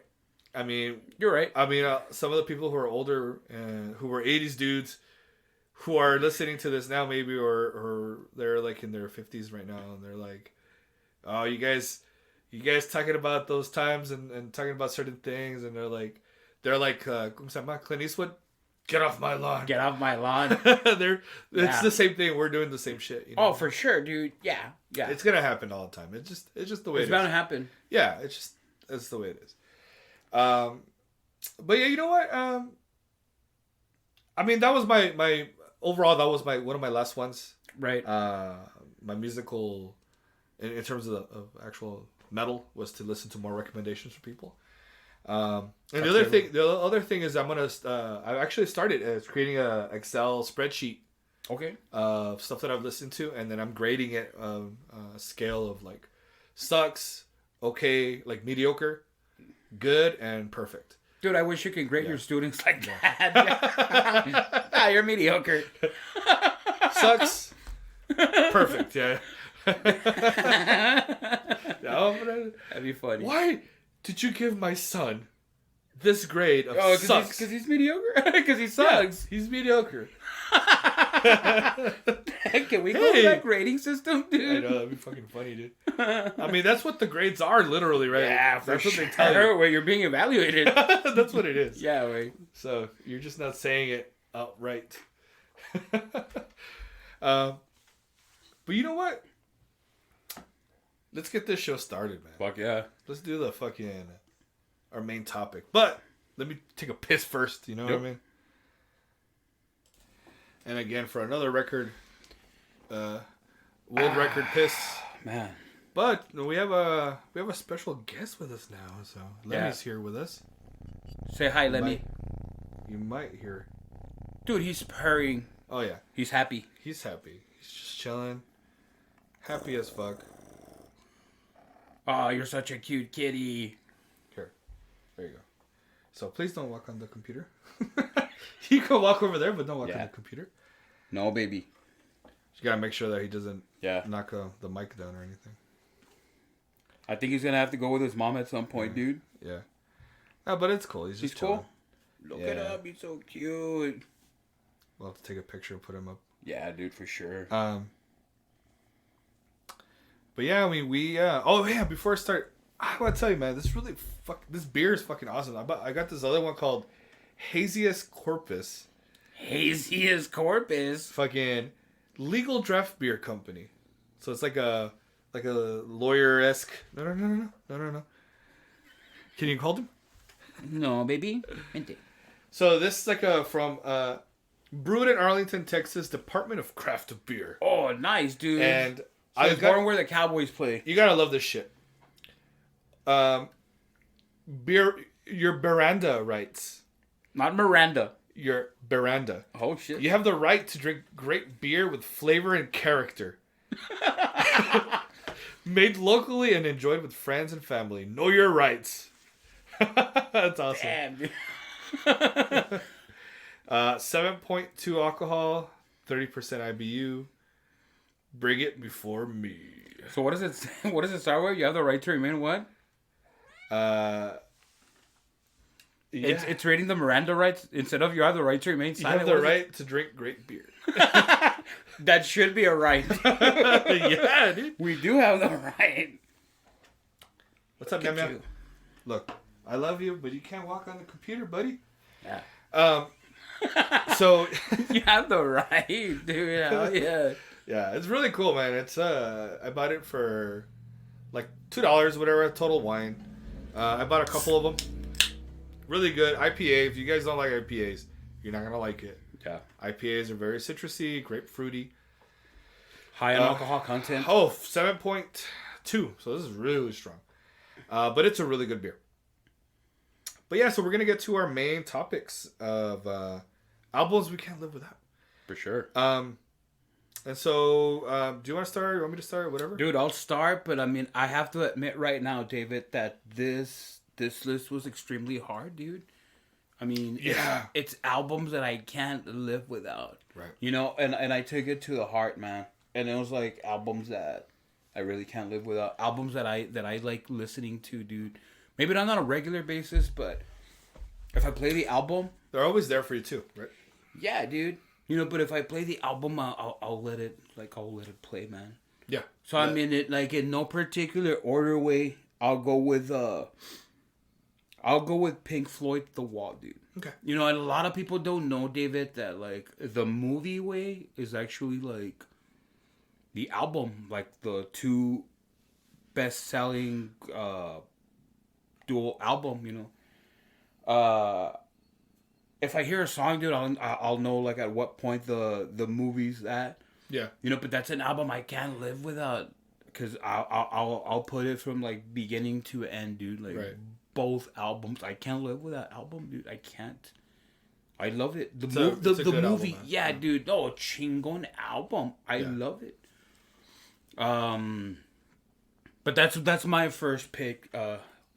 David, what about yours, Dave? What would be like an album you can't live without? So, in mid-late 90s, VH1, right? They had Fleetwood Mac. Oh. Right? Fleetwood Mac did a concert, and it was called The Dance. Okay. And that came out in 1997. And they kept airing it over and over and over after it released, and they played it. And they had just gotten back together. Stevie Nicks, everybody's back. Mid-90s, right? Mid-90s, 97. Yeah. And just hearing them play all these songs and playing their hits. And this is a live album. It was like they never skipped a beat, dude. No, dude. Yeah. Perfection. They reunited, and it was like at their peak. It was absolute perfection. And you see Lindsey Buckingham and the passion and the way he's playing, especially when he's playing Big Love.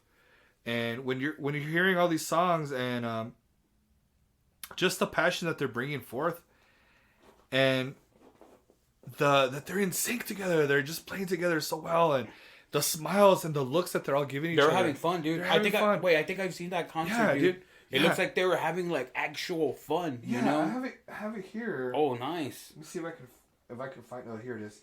Dude, here, that's can you a great take over with the kitty? Pick. Yeah, of course. So, come here, baby. Let me show you real quick. Oh, you're being a little rascal. Yes, you are. Being a little vago, huh? Yeah, he is being a little vago. So this one.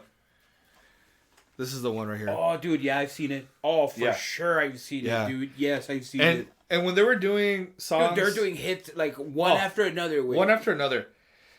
When they did Gold Dust Woman, fucking amazing, dude. But when he did Big Love, Lindsey Buckingham, dude, you could see the love there. But holy shit, once they did... where is it? I'm So Afraid. That shit, that's a fucking metal song, man. Yep. Like, the organ or whatever they had, the piano they had on their playing in the back, the fucking bass line. And that's such an underrated instrument, dude, in rock. Yeah. The organ. Yeah. Dude, just that. I mean, and what's great. Or the keyboard. Either a keyboardist, he'll usually do the same thing. Keyboardist, organ. What's awesome about that, too, is that, like, it has just this other element to it, right? But man, all the hits are there. But and ultimately that album and watching that performance and buying that album, and now I bought the DVD, led me to fall in love or to really like Fleetwood Mac. And that's why I give a lot of importance to this one. Yeah. And I really think that's an album you can't live without. No, because when you're listening to it, I'm remembering it when I was watching it when I was younger. Damn, dude. You know what I mean? And so that's why it means a lot to me. Dude, that's crazy how I really didn't appreciate this band till like I was a little bit older. But you actually like appreciated it when you're like a kid. Yeah, I don't know, what is it? 15, I think maybe. Or dude, and it sounds like it's one of those bands that's like that rock, but you appreciate it that rock even back in the 90s. Man, they were bad boys, man. They were doing it all. You know that they were snorting lines of coke and doing other things. Dude, they influenced rock stars. Dude, they influenced a bunch of fucking metal bands that came after them. These fuckers biting. Lemmy? LL Tobin, what are you doing, sir? He's being a little devil. He's being a little Lucifer. He's fucking biting me and shit. Yeah, now he's being Lucifer. Yeah. But yeah, that was I'm telling you, because of all that stuff, man, it really had an impact on me. Yeah. And I've always loved it ever since, man. And I make it a point to listen to it and watch the DVD at least once or twice a year because it's a great concert, dude. It's a great imagine watching it live. Okay. Yeah, dude. I wanted to see them live, but Lindsay, they had a falling out again, and he didn't want to perform with them. Right. And I was like, to me, that was a deal breaker. I'm like, 70s drama came back in the 90s drama. Yeah. in this past several years. You know what, David? They need therapy too, dude. Yeah. Yeah. Tell him, man. Shoot him an email. You want me to go with the next pick or what? Wait. Yeah, go for it. Here, I'm gonna. See, wait. Sorry, Kitty. I think you have to take him to his mom, dude, because he's being a little travieso. He's gonna go. He's good. He went over there to the cat tree. Alright, David. My next pick, dude, is going to be Danzig 2, dude. Lucifuge. Really fucking love that album. Another album way that I can listen like from the first track to the last track. Allegedly, this album was supposed to be like a continuation of like the first album. I'm a huge Danzig fan. Yeah. Pero sí, wait, Danzig 2, it reminds me of like a certain time, dude, when I was dating like a certain female. It takes me back to like an album. Like I remember hearing this album in my 30s, like listening to the whole album. I can relate to it on Blood and Tears, you know, because I was going through like a heartbreak with this woman. Yeah. But I love listening to the album. I love feeling those feelings, you know, and thinking of how my life was when I was, you know, a younger man. You're able to listen to it still and having this emotional attachment to it, and you're still able to listen to it freely, right? Yeah, I enjoy it. And that's important because then we listen to it probably a shitload during that time of your life, especially during that relationship maybe, or maybe afterwards, or maybe during. And I know there's some albums for me in the past where I couldn't listen to them for a long time. Oh, dude, when you're heartbroken, wait. Yeah, homie. Hell yeah, wait. Fuck, I can't listen to them, wait. Yeah, and it was rough, right? Because they're like, oh, I love this album. I love this band. But it'll be reminiscing of a relationship or a woman or a time and place. Yeah, the time and place. An emotion. Yes, exactly. So it's sometimes hard for some people. Music is powerful, dude. It is, man. And it's a memory, too, that it just stays in your head, dude. So that's awesome that, you know, that's one album that you can come back to. Yeah. And really... But it's crazy how you're saying it still brings that back. Oh, for sure, dude. It still brings that back, and it's how... That's how powerful music is, man. It really is. What about your other pick, David? What's your other pick, dude? What's another album you can't live without? So this next one is a little bit more metal. This is 1994's Amorphous, Tales from the Thousand Lakes. This one is, I think, I think it is the very first Amorphous album that I bought. This is a band from Finland. I was fortunate enough to see them, and I think Annika van Giersbergen opened up for them. I don't know if it was 2019, I think. Where'd you see them? We went to Phoenix to go check them out, and it was. How amazing. was that band, dude? How's that? It was incredible. How are the Finlands? It was incredible. In fact, that was the photo that I used for the podcast. Oh, is that so? That dude? was the photo. The photo that was there, the black and white photo of this dude headbanging and the whole band in the background. Okay. That was Amorphous. So I know a lot of people probably didn't. I mean, you probably couldn't recognize it if you didn't really know. Dude, no. So, in fact, that's why I decided to change the. There's a new picture, so you guys should check it out. Yeah, it's a new logo and everything. I just put it together. I didn't know the story though. That's interesting. Yeah. So it was Amorphous, and so you're the one that took the picture. Yeah. Oh, dude, you were up front. Yeah. You're in the front. Oh, I was already up front. We were up there. Yeah, from the beginning. We went up there, and luckily it was a huge venue. That was a great pick, but I never knew the story behind it. Yeah, dude. And the thing too is that was the first. What's interesting about these guys is, they were doing something different. So they were playing. They started off. They were playing super kind of like brutal death metal. And they kind of started evolving. They started adding melody to their music, and they started adding stuff from their culture, stuff like that. And I like that, dude. Adding that. Yeah. You know what I mean? So, excuse me. Oh, that was a good one. This album is outstanding, and I don't know. It's one of those albums where it is one of those definitive play from the beginning, nice, and just let it play. And nice. It's a perfect album. I think personally, it's still heavy and still holds up to this day. Oh yeah, like it's one of those albums. You know what I mean? Dude, that's awesome because it was made almost. You're saying the mid-90s. That's almost like 30 years ago. Yeah. It's close, man. It stood the test of time. Yeah. And not a lot of albums do that way. Yeah. And I think that's important, man. That's why I get upset, I'm telling you. That's what pisses me off so much about pop music. Or current pop music or 2000s pop music? No, current pop music. Like, it's no substance. And now you're looking at those two fuckers with the fucked up hair. The Island Boys? The Island Boys. And it goes to show you how ridiculous people can be. Yeah. And I don't want to say it, but dare I say how dumb people can be for listening to these fools. For sure. And making them so big, man. And people are like, oh, they just want to make a buck. Is it the Island Boys' fault or is it society's fault for... It's the chicken and the egg. I mean, right at this point. Why are they famous, dude? Why are people giving them? I don't know, man. Fame. And the thing. Okay, look. Here's the way I see it. If you're a metal artist, even a rock artist, creating music with substance, a message, positive. Yes. Talking about X, Y, and Z, whatever it is, but it's positive and there's feelings and it has stuff that is, real. Shit that's real. Real people are making it. They're making their own music. And, for sure. And these guys are struggling. And their music's awesome. Won't sell. It just won't sell.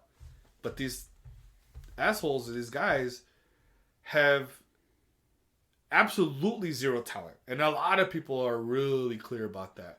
Yeah, for sure they have zero talent. But they're están pegando, and I don't know how. I don't understand why. They're hitting. I don't know how. And how are they making any sort of revenue? Through TikTok, through YouTube, through views and shit like that, and through appearances here and there. But quite frankly, it's insulting to everyone else who is really trying. Yeah, I was gonna say that way. Talented musicians and artists that aren't getting the credit that they deserve. Man. Yeah. Oh, it's insulting, dude. That's what gets me. Sure, if they get the money, well, fuck it. You know what? They got their money. They're doing it, but they don't. You know what I mean? It's insulting to other people. You know what I mean? And guess what? They're gonna be a flavor of the month. Yeah. And no one's gonna fucking remember them. Dude, they're never gonna be like one of those fucking bands that they can't live without. No one's gonna remember them. Like, no, yeah. I can't. No, I can't live without them. Yeah. I could definitely exist without them, dude. Definitely. Yeah. What's yours, homie? So my next one is, dude. I'm going for albums that I can't live without. I'm going for like the easy route, dude. It's all good, man. See, wait. Oh, an album that came out the year you were born, David. 1983. Merciful Fate, Melissa. Wait. I mean, dude, from Evil to the last track, Melissa, dude.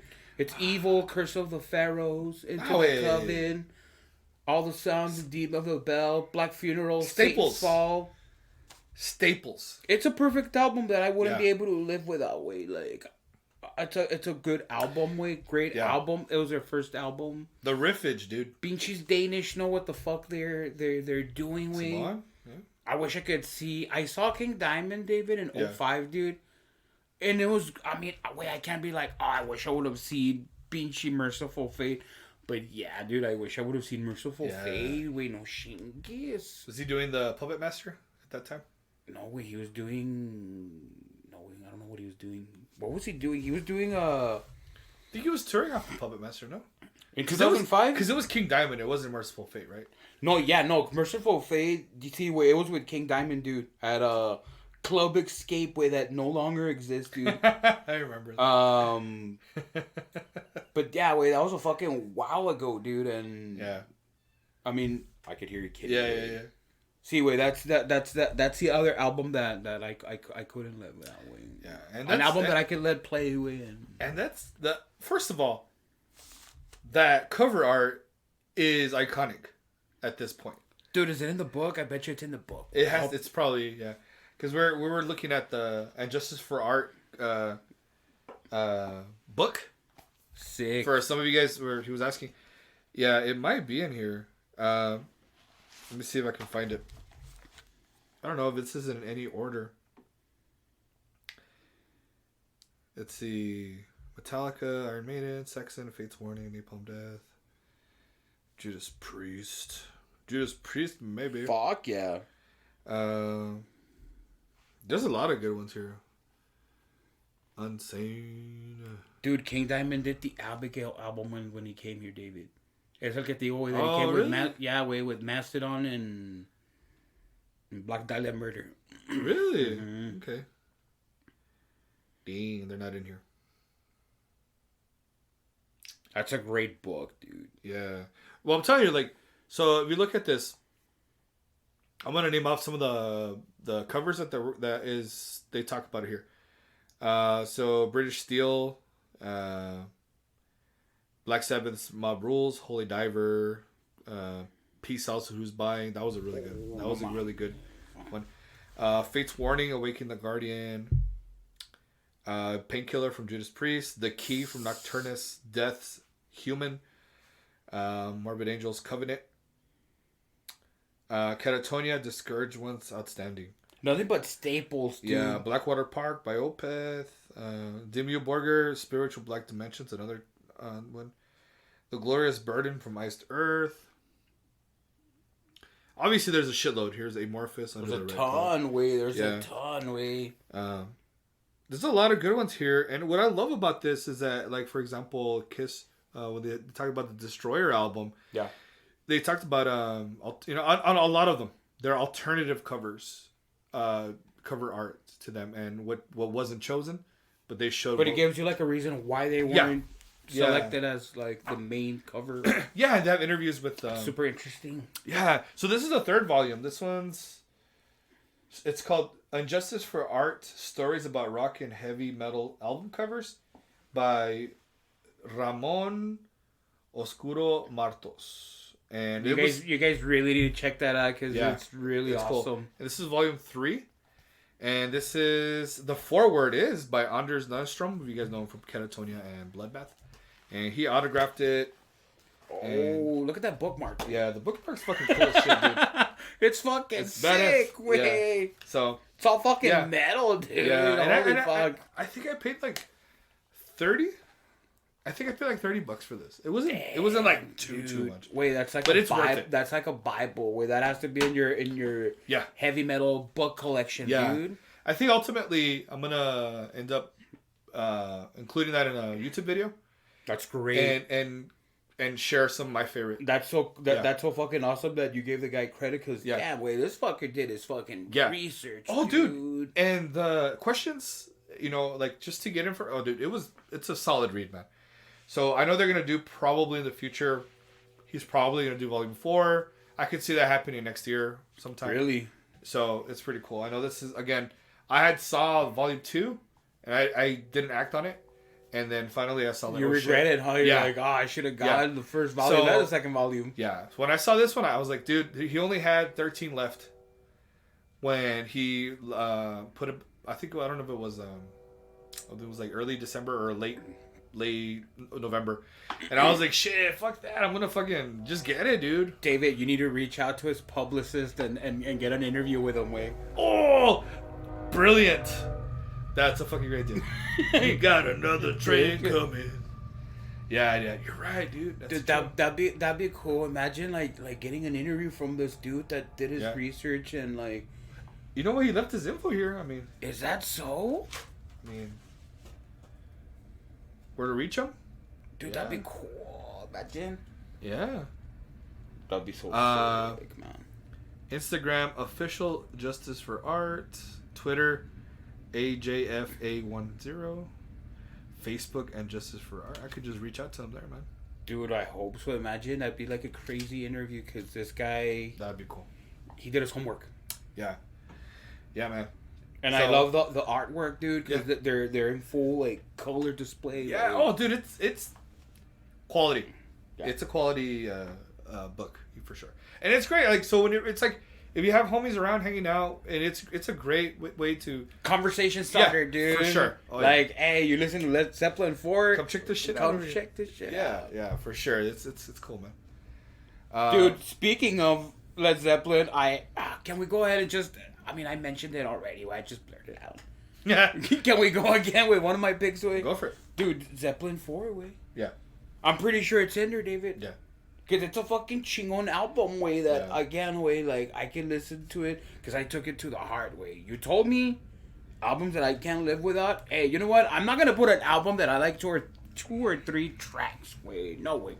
I'm going to digest everything with a whole album way. Oh, for sure. You know, and Led Zeppelin 4, it's one of those, like, albums way, también, it's not metal, but obviously they are, like, the godfathers of metal, and... Contributed.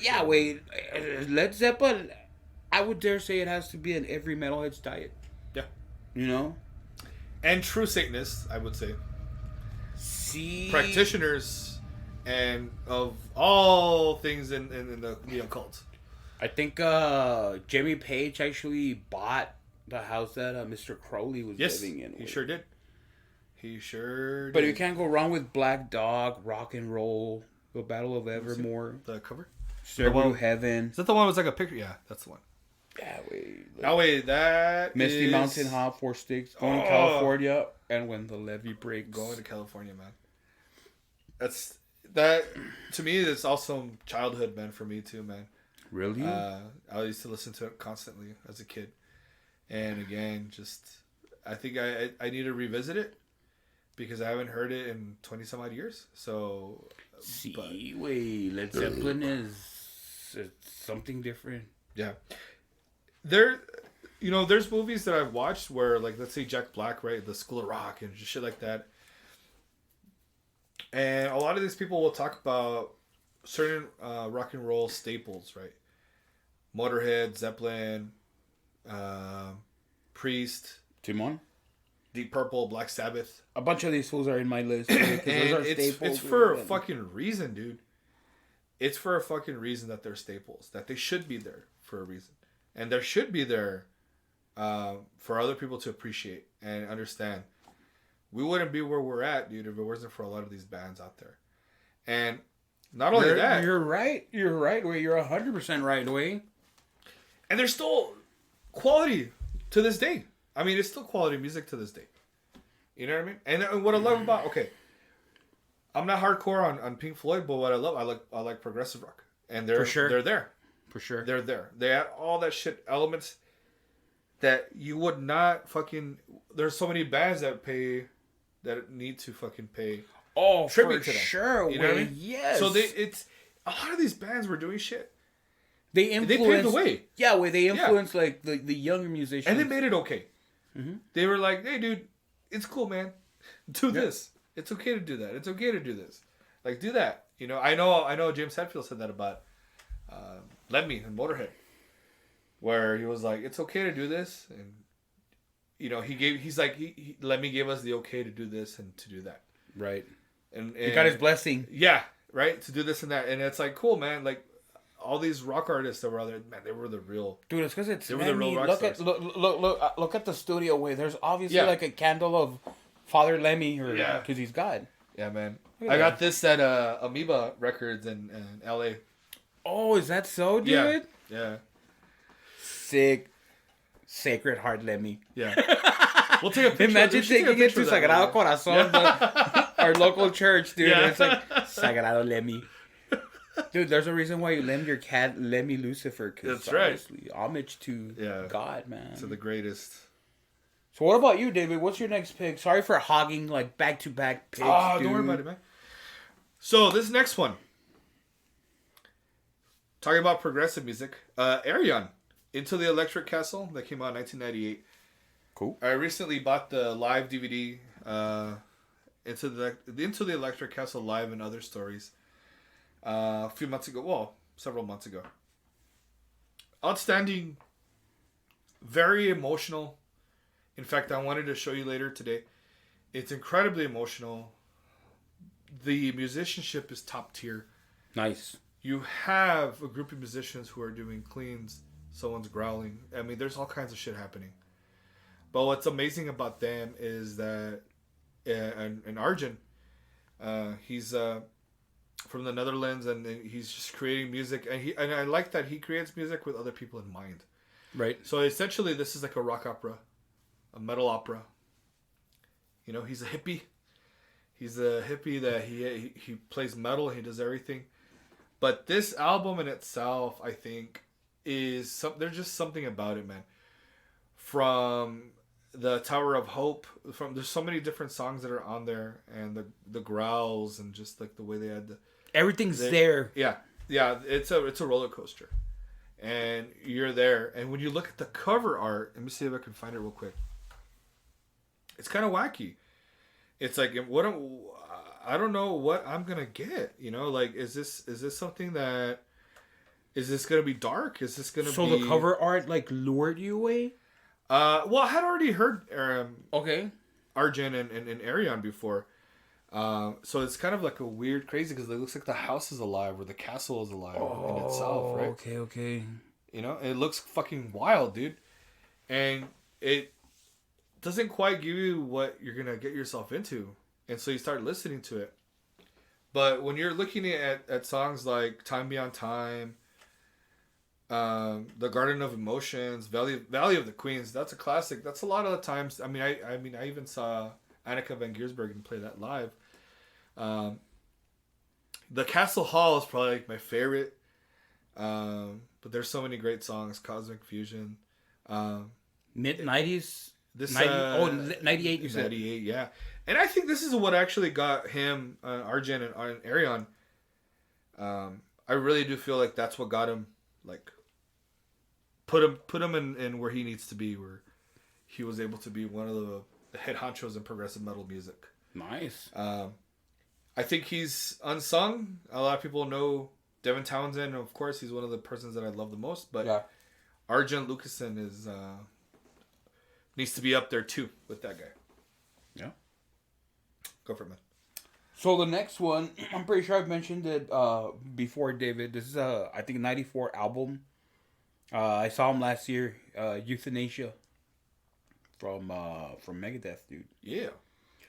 That's one of the another album that I like and appreciate, because a lot of people do go back into like the earlier 80s album. We see eye to eye on this one. Yeah, and dude, even I mean, now that we're talking about like album covers, the Euthanasia album cover is someone would call them odd, dude, because it's like it's like a grandma. Yeah, huh? Like Vinci with babies, dude, on the clotheslines, which is like I mean, it's odd. Yeah. But the music is just it's there, dude. It's on point. I love the album. When I heard it I heard it as like a 30-something-year-old man, way I never paid attention to it. But as an adult, way when I started hearing it, it was one of those albums that I just let it play, and also like, okay, I like it. But then as I heard it more, dude, I like the entire album, and it's not an album that they don't play a lot of songs from. No, they don't. They don't, huh? Other than, was it a Tout le Monde? Yes, that's the only one, way. That's the only one, David. And maybe Reckoning Day. Did they play it last time, way? Reckoning Day, or? I don't think so. Porque mira, it's Reckoning Day. They start off with Reckoning Day, Train of Consequences. That's a underrated song. That's still a killer. It's a killer song. Addicted to Chaos. Chingon. Tout le monde. Yeah. Which is I guess that's like a French word, right? Goodbye to the world. Goodbye to all, or goodbye. Oh yeah. You're right. Goodbye to the world. Elysian Fields. That was one of my. The Killing Road. It's a great one too. Blood of Heroes. That's how come they didn't play none of these? I don't know, dude. And this is a fucking underrated album, also. Yes. Like I mean, it's still heavy too, man. It's still chunky, dude. So. Euthanasia. I thought I knew it all. Yeah. Black Curtains and Victory. Está chingón el album, That's a way, great from album. beginning to end, David. Yeah. You would agree with it, right? Brilliant title. Euthanasia, but with the. Wait, what's up with the title? Wait, not euthanasia, but youth with a Y, like you said. Yeah. Man, I would like to pick your Tocayo's fucking brain, dude. Because Dave Mustaine is something else, dude. Dave Sr., not Dave Jr. He's out. He's out, man. Yeah, so that's an album I can't live without. Yeah. What about you, David? I love that one. What's your next one, brother? So my next one is Halford 2000 Resurrection. Resurrection. Wait, was that his comeback album? That was his comeback, dude. Shingo. That was incredible, dude. It still holds up to this day. Heavy. The God of Metal came back to his throne, dude. Yeah, and that's literally, if you hear that song, the title track, Resurrection, he says that shit. I know we talked about it in the past also. You know, he says he was like, I fucked up, but I came back to the light, which is metal, basically. And he's like, fuck yeah. You know, it's an incredible album, dude. I mean, that chingón is away. Yeah. And and again, if you're a fan of Judas Priest, if you're a fan of just traditional heavy metal, of Halford, way of Halford, of the GOAT, because he is arguably the greatest vocalist, way, and he's still touring. And and thank God they're not gonna be touring as a 4-piece, way. Dude. But this album itself, man, it's super loaded. So you have songs like Resurrection, Made in Hell, Locked and Loaded, Silent Screams, The One You Love to Hate, Cyber World. I think Cyber World. No. I think the One You Love to Hate. I think it has Bruce Dickinson on that one. Yes, way, and the guy from Queensrÿche, way. I see. Yeah, and then Slow Down. The One You Love to Hate. Yeah. Oh, dude, that's such a fucking chingon track, way. All these, it's just it's good. And then when you get to his follow-up, Crucible. Yo, but those are Halford albums. Those aren't Priest albums. Yeah. Exactly. So it's not way. Yeah. And I mean, imagine that. You're like, I have all these Judas Priest albums. I want to extend. I want more. Oh, well, here you go, brother. That's fucking funny. I don't have enough Priest with Halford. More. Give me more. Here it is. Dude. Awesome records. Crucible, but Resurrection did it for me. That was his comeback. That's a good fucking choice, David. Yeah. Dude, so I'm going to go with my next pick, way. Now that we're talking about the GOAT, way. Sure. The greatest of all time, way. I'm going to follow up and do another album that I love from him. 1980s British Steel, way. Oh, shit. Hell yeah. Rapid Fire. Metal Gods. Hell yeah. Breaking the Law, which is like overplayed, but it's still like a solid song, right? Beavis and Butthead brought that up to the forefront, man. They made that shit badass again. You know what I mean? Yup. Grinder, United. You don't have to be old to be wise. Because you don't have to be old to be wise, way. We're in songs. Living After Midnight, which is like a staple of them. Yeah. The Rage, Steeler. We don't like the Steelers, but the song's cool. Red, White, and Blue, which is like I guess that's like on the limited edition and Yeah. another Grinder Light, but British does it's a good album, way. Yeah. In my opinion, way. Oh, In yeah. my opinion, it's It like holds up, man. Yeah, it does, It's way. shit going, man. We're Yeah. Halford fans, way. What are we gonna Yeah. say? Like, Pinchy Halford, chingon, way. Dude, he's been sober for 31 years, way, or 33 years. No, my man. Yeah, he did that. That's awesome, dude. It's been a long time. for Dude, him. talk about New Year's resolution. I know, right? Way. He's like, I'm gonna. quit drinking. Oh, but that's what meant it. Way. Yeah. Holy shit. Now he's like, I'm not gonna drink coffee anymore. Or, I'm gonna lay off this now or whatever. But it's interesting, dude. My next one is a little more heavy, a little bit more heavy, maybe. Old Man's Child, The Pagan Prosperity. This came out in 1997. Right. This one to me is one of those great albums that I feel like I got into these guys when they released the Revelation 666. When they released that album, that's when I like the title way. Fuck yeah. the Curse of Damnation. That's initially when I got into them. I had heard Obscure Divine Manifestation, and that came out on one of the Identity series from Century Media, the Identity 6, I believe. Mm-hmm. Or it could have been 4. I don't remember. But from there, I just further explored everything that they were doing, and I found the Pagan Prosperity. This album to me it's got a little bit of everything. So it has the melodies that we like from Iron Maiden and Priest and stuff like that. But it's got the aggressiveness of some death metal, and it has those vocals that I know you probably enjoyed in black metal. So, you know, I don't know if you remember, you told me about you enjoyed Dissection. Yes, wait, that was my favorite band out of the ones you recommended. This is not far from that. This is still in the same vein. In fact, if you look at the album cover, it's got the blues, the whites, the grays. Holy shit, wait. Right? The colors, wait. Yeah, the color palette is the purplish in the background is Simone. something similar to it. Yeah. And it's something like that, right? So these guys, I believe, are Norwegian, as were Dissections are Swedish. But I need to sculpt that out. yeah, Because I was pleasantly surprised. Yeah, I think I think you'll like. You know, it's got my favorite probably riff ever is "Return of the Night Creatures." I'm sorry, but you can't go wrong with songs like "Doommaker," "Soul Possessed," "The Millennium Came." This is a really solid album. There's only 8 songs on it, dude.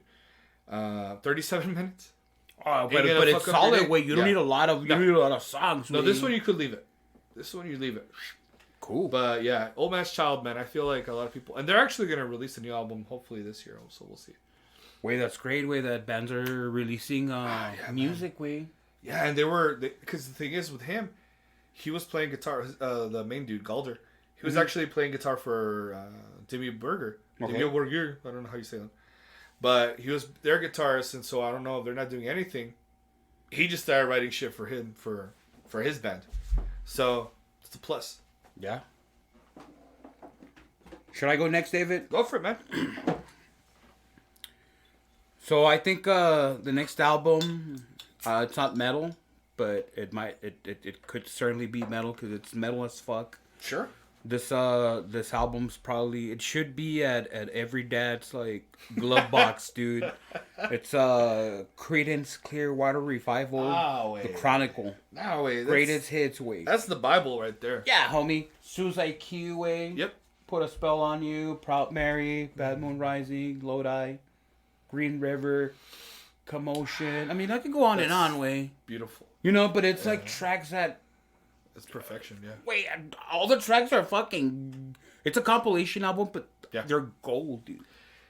You can't skip any of them. No. Memories of when I went camping, and we just fucking blast that shit. Fuck, yeah, wait. Yeah, amazing. You can never go wrong with CCR, way. No. On a Memorial Day weekend, way. Never. Pinchy 4th of July weekend. Yeah. Labor Day. Yeah, and I love them. I mean, they're what? They're I think they're California band or Florida band? They're California They're way, but it California sounds band. like swamp rock. Yeah, they do. It's I don't know. I love crazy. in Forwardy, man. His voice, man. It's something so familiar, but it's like this comforting. There's a lot of comfort when you listen to him. Dude, you know? he paid tribute to Pinchy Bob Saget, way. Oh, Yeah, I way. didn't know that. Yeah, dude, like on his page on John Fogerty. I mean, Yeah. they knew each other, way. They knew. I mean, and it kind of makes sense because he was, he did the whole show in Full House, and Yeah. this fool probably still lives in Northern California. Eee, But that's yeah, way. No, okay. yeah, John Fogerty posted like a tribute about Yeah. Bob Saget, dude. You know. That's awesome. Pero sí, way. I mean, who didn't grow up with CCR, dude? Yeah. Yeah. I know a lot of people around here too, especially, are big CCR fans.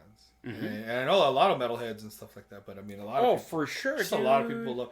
A lot of people who aren't even to rock and roll, whatever. Just, CCR, man, it's the Bible, man. Listen to that shit on Sunday or whatever, man. That's the gospel. Yeah, Simon. You listen to that shit. Yeah. So that was Excellent. so that was an album I can't live without, David. Oh, excellent pick. That's You know? that to me is also a easy desert island. Yes. You can listen to it like on Pinchy Replay with I think there's like 20 tracks with. Yeah. You know, but Yeah. it's like an album that was like in the 70s and it still holds up in 2022, dude. Yeah. Yeah, I get you. Like 50 years later, way, Yeah. like holy shit, I hope the new generation's getting into good music. I hope so too, man. Excellent You pick. know. What's your next pick, David? My next pick is Anything Box. Peace. 1990. This is another heavy hitter that I was heavily influenced by when I was younger. I know it would always come out on the radio, and my sisters would listen to it and whatever. But Dude, you were a metalhead in the 90s, man. Yeah. Since we were metalheads since the 90s, but Yeah. a lot of your picks are like 90s. Yeah, and I noticed. you were living it. Now it's like, damn, like it's like kind of like an old band, but you were living it. I started noticing that too. Look, these guys got me into the electronic type stuff, but this is like the more like electronic, like goth, electronic, sort of goth, but more electronic, Joy Division type stuff, you know. Right. But I mean, this one had the classics: Living in Oblivion, When We Lie, Kiss of Love, Jubilation. I Felt the Pain, dude. So the album brings back like fond memories, Wade. Yeah, for sure. And it's a lot of these songs you've already heard too, you know. Right. Like it's just outstanding. And to me, it's just like, oh wait, that's your upbringing. To-go album, Wade. Yeah, dude. And I still listen to it regularly. Really, still Wade? to this day. Yeah, dude. It's one of those great albums, man. I don't know that It has excellent replay value. Yeah. Fuck yeah, dude. All throughout these years. Yeah, and it's funny because like it's, even though it's still electronic, there's still rock and roll, and there's still elements to that. And you know, maybe for some people they might not like the vocals or whatever, but there's two vocals, female, male, female, and it's awesome. I just don't see. To me, it's just I gotta listen to it all. They complement each other. No way, it goes hand in hand. Yeah, they really do. And again, there's a lot of emotion in this one too. There's a lot of emotion in this one. So, I feel like a lot of the things too is just, it hits us a certain way. Yes. And I think that's important, you know. So. And it should, Way. Yeah. So we're getting near the end, David. I got two more picks, Way. So my second to last pick is it's a band that I really like, Way, and I've seen about 4 times, or the times that they've been in far west Texas or southwest United States. Relatively new band, dude. I've mentioned that in the podcast before. Ex Mortis. Okay. Younger band, more progressive, thrashy, death. I mean, I can't really pinpoint what they sound like. Yeah. But it's an album that I genuinely enjoy, dude. I like that type of like music. They've covered like Moonlight Sonata. by Amadeus Mozart. Mm-hmm. They covered some classical music, but they've made it into like metal kind of. I mean, you're obviously aware of the band. It sounds somewhat similar to what is it? The Trans-Siberian Orchestra. It has an element of that. Yeah.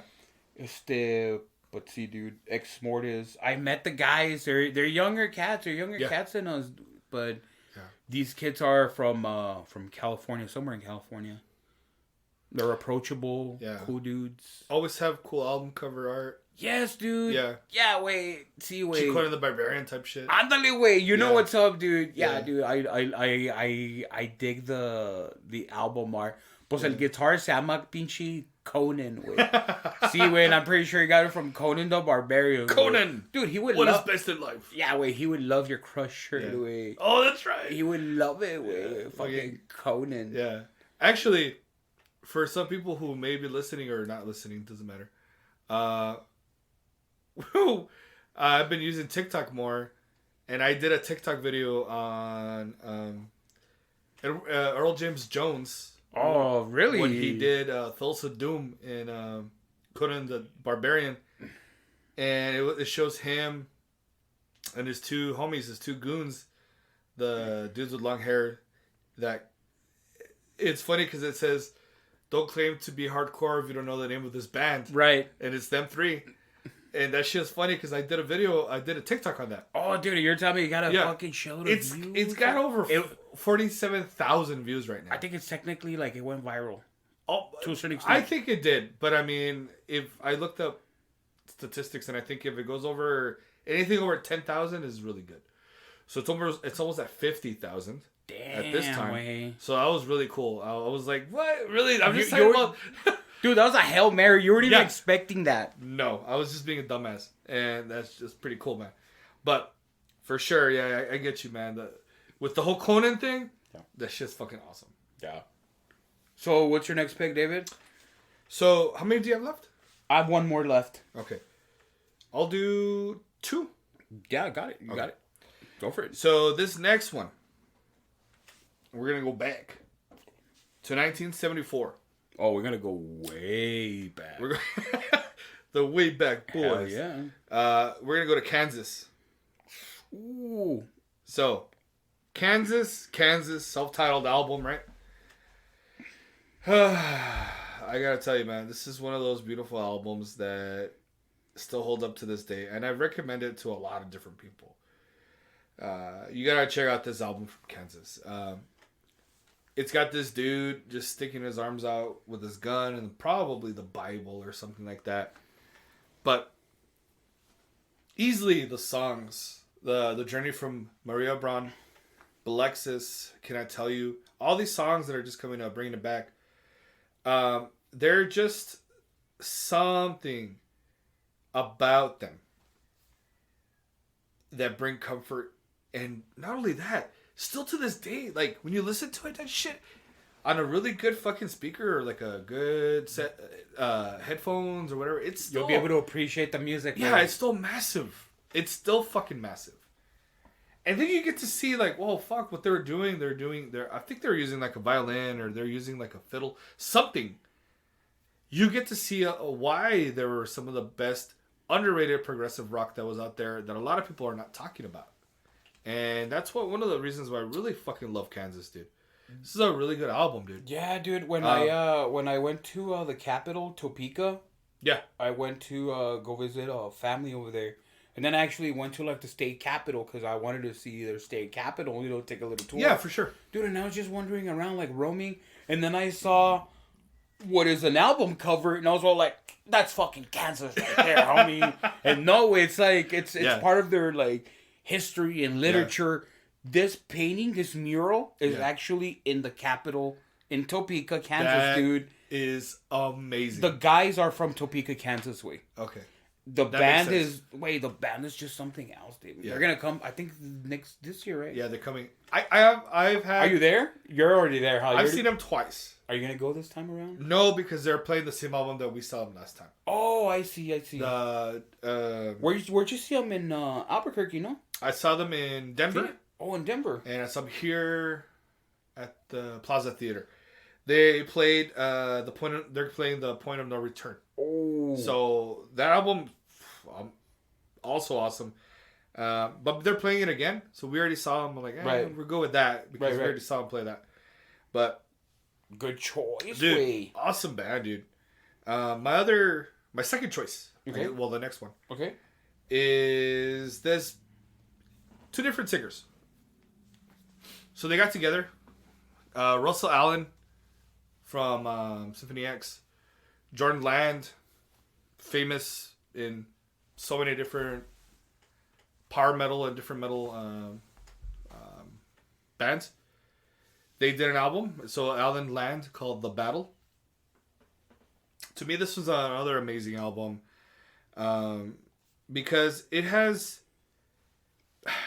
I don't know, there's something about it where it has, to me, what I call chicken soup for the soul. Where when you're listening to these songs, it makes you feel comfort, and it makes you feel good, and it makes you feel like everything's going to be all right. I like that. You know what I mean? Right. And the music's heavy, the music's fast, but it has these badass clean vocals, and it has these soaring vocals over all of that.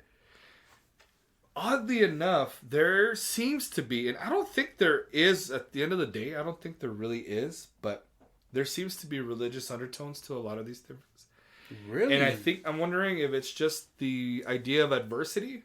Does it have like a Catholic or Christian undertone, or is it just faith or religion in general? More about faith. Okay. More about faith. Or spirituality, maybe?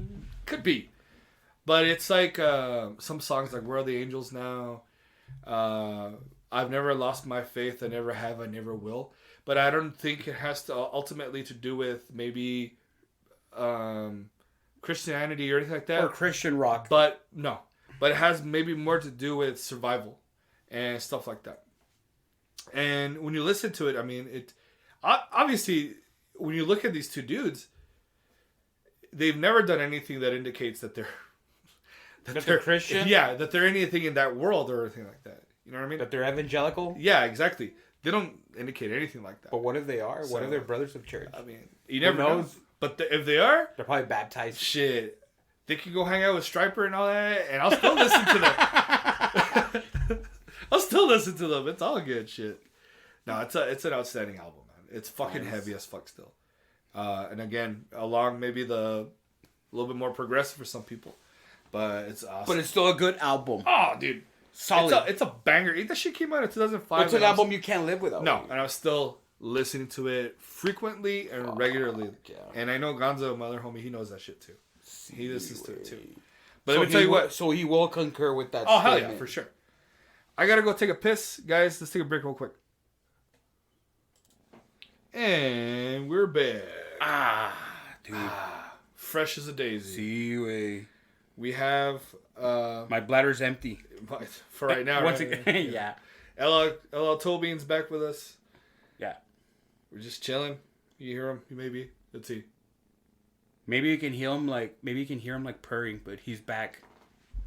Look, put him close to the mic. He's there. Purring. Go for it. You have the next one. Yeah. So the last pick, David, is Creator from their debut album. I didn't think I had any good albums from 1985, which was the year I was born, but I was mistaken, dude. Fucking 1985 album, Endless Pain. Yeah, sure, it was recorded like Shafa, dude. It was like a cheap recording. Yeah. But maybe it was the cheapness of the recording that made me fucking dig their debut album. And it has Endless Pain, Total Death, Storm of the Beast, Tormentor, Son of Evil, Flag of Hate, which they played one time here, maybe like in 2013. Yeah. Cry War, Bonebreaker, Living in Fear, Dying Victims, and Enemies of Hell. Great album. An album I can't live without. If I had to pick an album, it would have been that one. I was looking for that patch. Yeah. They didn't have it. I wanted to buy the t-shirt when they came. I couldn't afford it. But it was still a hell of an experience, like seeing Creator. I think they're gonna come out with a new album this year. which I'm stoked. Yeah, I think they're having issues now with Really? the guitarist. Oh, I don't know, dude. I mean, I wouldn't be surprised. ¿Cómo se llama? I don't know. He's a smaller one with a mustache. Oh, okay. Dude, I don't know. I I believe hope... there was like issues where Really? he just recording issues with him, or where it just Yeah. came as a musician with the band and moving forward. What do you mean? Yeah, they can't get in contact with him. Oh wow. That he was going through a really rough patch, and they just haven't been able to get contact with him. I think it was him. Oh, dude, that sucks. Yeah. Who knows? Wait, I mean, hopefully, he'll be able to record on the new album. I might no. You know what? I have him get confused with Destruction. Oh, okay. Destruction's like a 4-piece now. Wait. Yeah, I might have him confused with Destruction. So it might be them. Yeah. So my bad. No, you good. So that was the least. I mean, that was the last but not least band in the bands, or I'm sorry, in the albums that I can't live without. Yeah. Excellent choices. A lot of them. Again, Dude, you have some great choices as well, dude. Thank you. We had some in common, or some musicians in common. Yeah. Which makes me only think that you're still. I mean, you've always been into great music. Thanks. But guess what? I still have 2 more. Oh, for real? So we're not done yet. We are not done. Oh, dude, please proceed. I have 2 more. So this next one came out 2001. Okay. Diabolical Masquerade with Death's Design. This one was made for a fictional movie or something that was like a soundtrack. Exactly. Really. And it's all over the place, but it plays out like a soundtrack. So it's in pieces and movements and stuff like that. So you hear 30 seconds, 20 seconds, 15 seconds. And blah, blah. Okay. So it's spaced out like that in the whole record. Okay. Amazing, right? And you have Anders from Catatonia. It's him and Dan Swano, who basically made this, and they have, I think, the Estonia Orchestra there to help them out. It's an incredible album. It's very fucking emotive, but it's just also very, very elements of there's throwback to the 80s. There's throwback to nice. It's a really good album. We've talked about this. I know Maganzo and I did an episode, but we've talked about this like a motherfucker. And that's an album dude, you for obvious reasons, because of the way the music is made, you can't skip. Right. You just go for the ride, dude. You go for the fucking ride, man. Nice. So it's an amazing album for that reason, I think. It's a very unique album. I've never heard anything like that before. So that's your go-to album, dude. From Diabolical Masquerade, absolutely. That kind of. I mean, this is also again in my diet. I listen to this all the time. So it's gotta be your there. Diet. Yeah, for sure, dude. It's gotta be there, dude. Fuck yeah. What about last? And again, like you're saying, but not least, Manowar, Kings of Metal, 1998. You're a huge Manowar. Yeah, I fucking love them, dude. They're so cheesy, but it's amazing because it's that cheesiness that's like. It's good. Yeah, it's like metal rules and fuck everything else. Like, but metal does rule. Yeah, it does. What's wrong with that statement? Exactly. That's basically what they're all about with the support. Fuck yeah. And I love that shit. I love that about them. They have all these cool songs, and I've been listening. Actually, fucking weirdly enough, just been listening to a lot of that lately. You posted a Manowar song. Yeah, not too long ago. In the morning, I was like, "This is good fucking." You're bumping Manowar. You're like, yes. This is good driving. I'm gonna share music. it to fucking Facebook. So, Kings of Metal came out in 1988. I believe it might have been Ross the Boss's. Might have been the last album with him. We weren't even metalheads back then. I wasn't. No, I was not in '88. Way I was. Chapete. Just I was looking little as kid and shit. See, I was 3 or 4 and shit. But dude, with songs like Kings of Metal, the song in itself, the lyrics. When we're in town, speakers explode. We don't attract wimps because we're too loud. Just true metal people. That's Manowar's crowd. Fuck yeah. They're bold about it. They know their crowd. We got the biggest amps. Man, they blast. Fuck yeah, dude. This is so good. And then you have the Sting of the Bumblebee. So that's that song, The Flight of the Bumblebee. But it's their bass player. I love it, Joey the Mayo or Joey the Mayo, whatever, man. He's playing. He kills fucking, it. Oh, dude. Incredible. And I love these dudes from, being that they're from fucking New Jersey. Yeah. Then you have songs like Kingdom Come, Hail and Kill, another great one. Blood of the Kings is another great song. I think this is an album that people need to hear. For sure. May your sword stay wet like a young girl in her prime. That's another. Oh man, that's very sexually suggestive. Another outstanding lyric. But I mean, those are the lyrics. Holy shit! Another reason why Man of War rules. Yeah. You know. Oh. But that was my last album that I. That was a good one, Way. Yeah. You saved the best for last. Yeah. It's a banger, dude. It's a banger. For sure. I always tell everybody, check that shit out. But with that being said, there's a lot of albums lined up. A lot of episodes lined up in the future. Hopefully some more TikToks, since I have been trying to be active on that and trying to just do just whatever, just to come up with shit. Promote the podcast and just be out there. Hopefully next time you have a podcast, we beat the 49ers. Mm-hmm. And we're off to the NFC Championship. We'll keep you updated on that. That would be beautiful. We'll see. Mm-hmm. Fingers crossed. I'm confident. But you always have to have that little bit of nervousness. Yeah, man. And so we'll see. And try to do a YouTube video and see how that works out. It's going to work out great. Yeah. Try to expand avenues and just go, Go visual this time. Yeah, go visual now. Yeah. Fuck yeah. I want to show you the album art that I really enjoy. Yeah.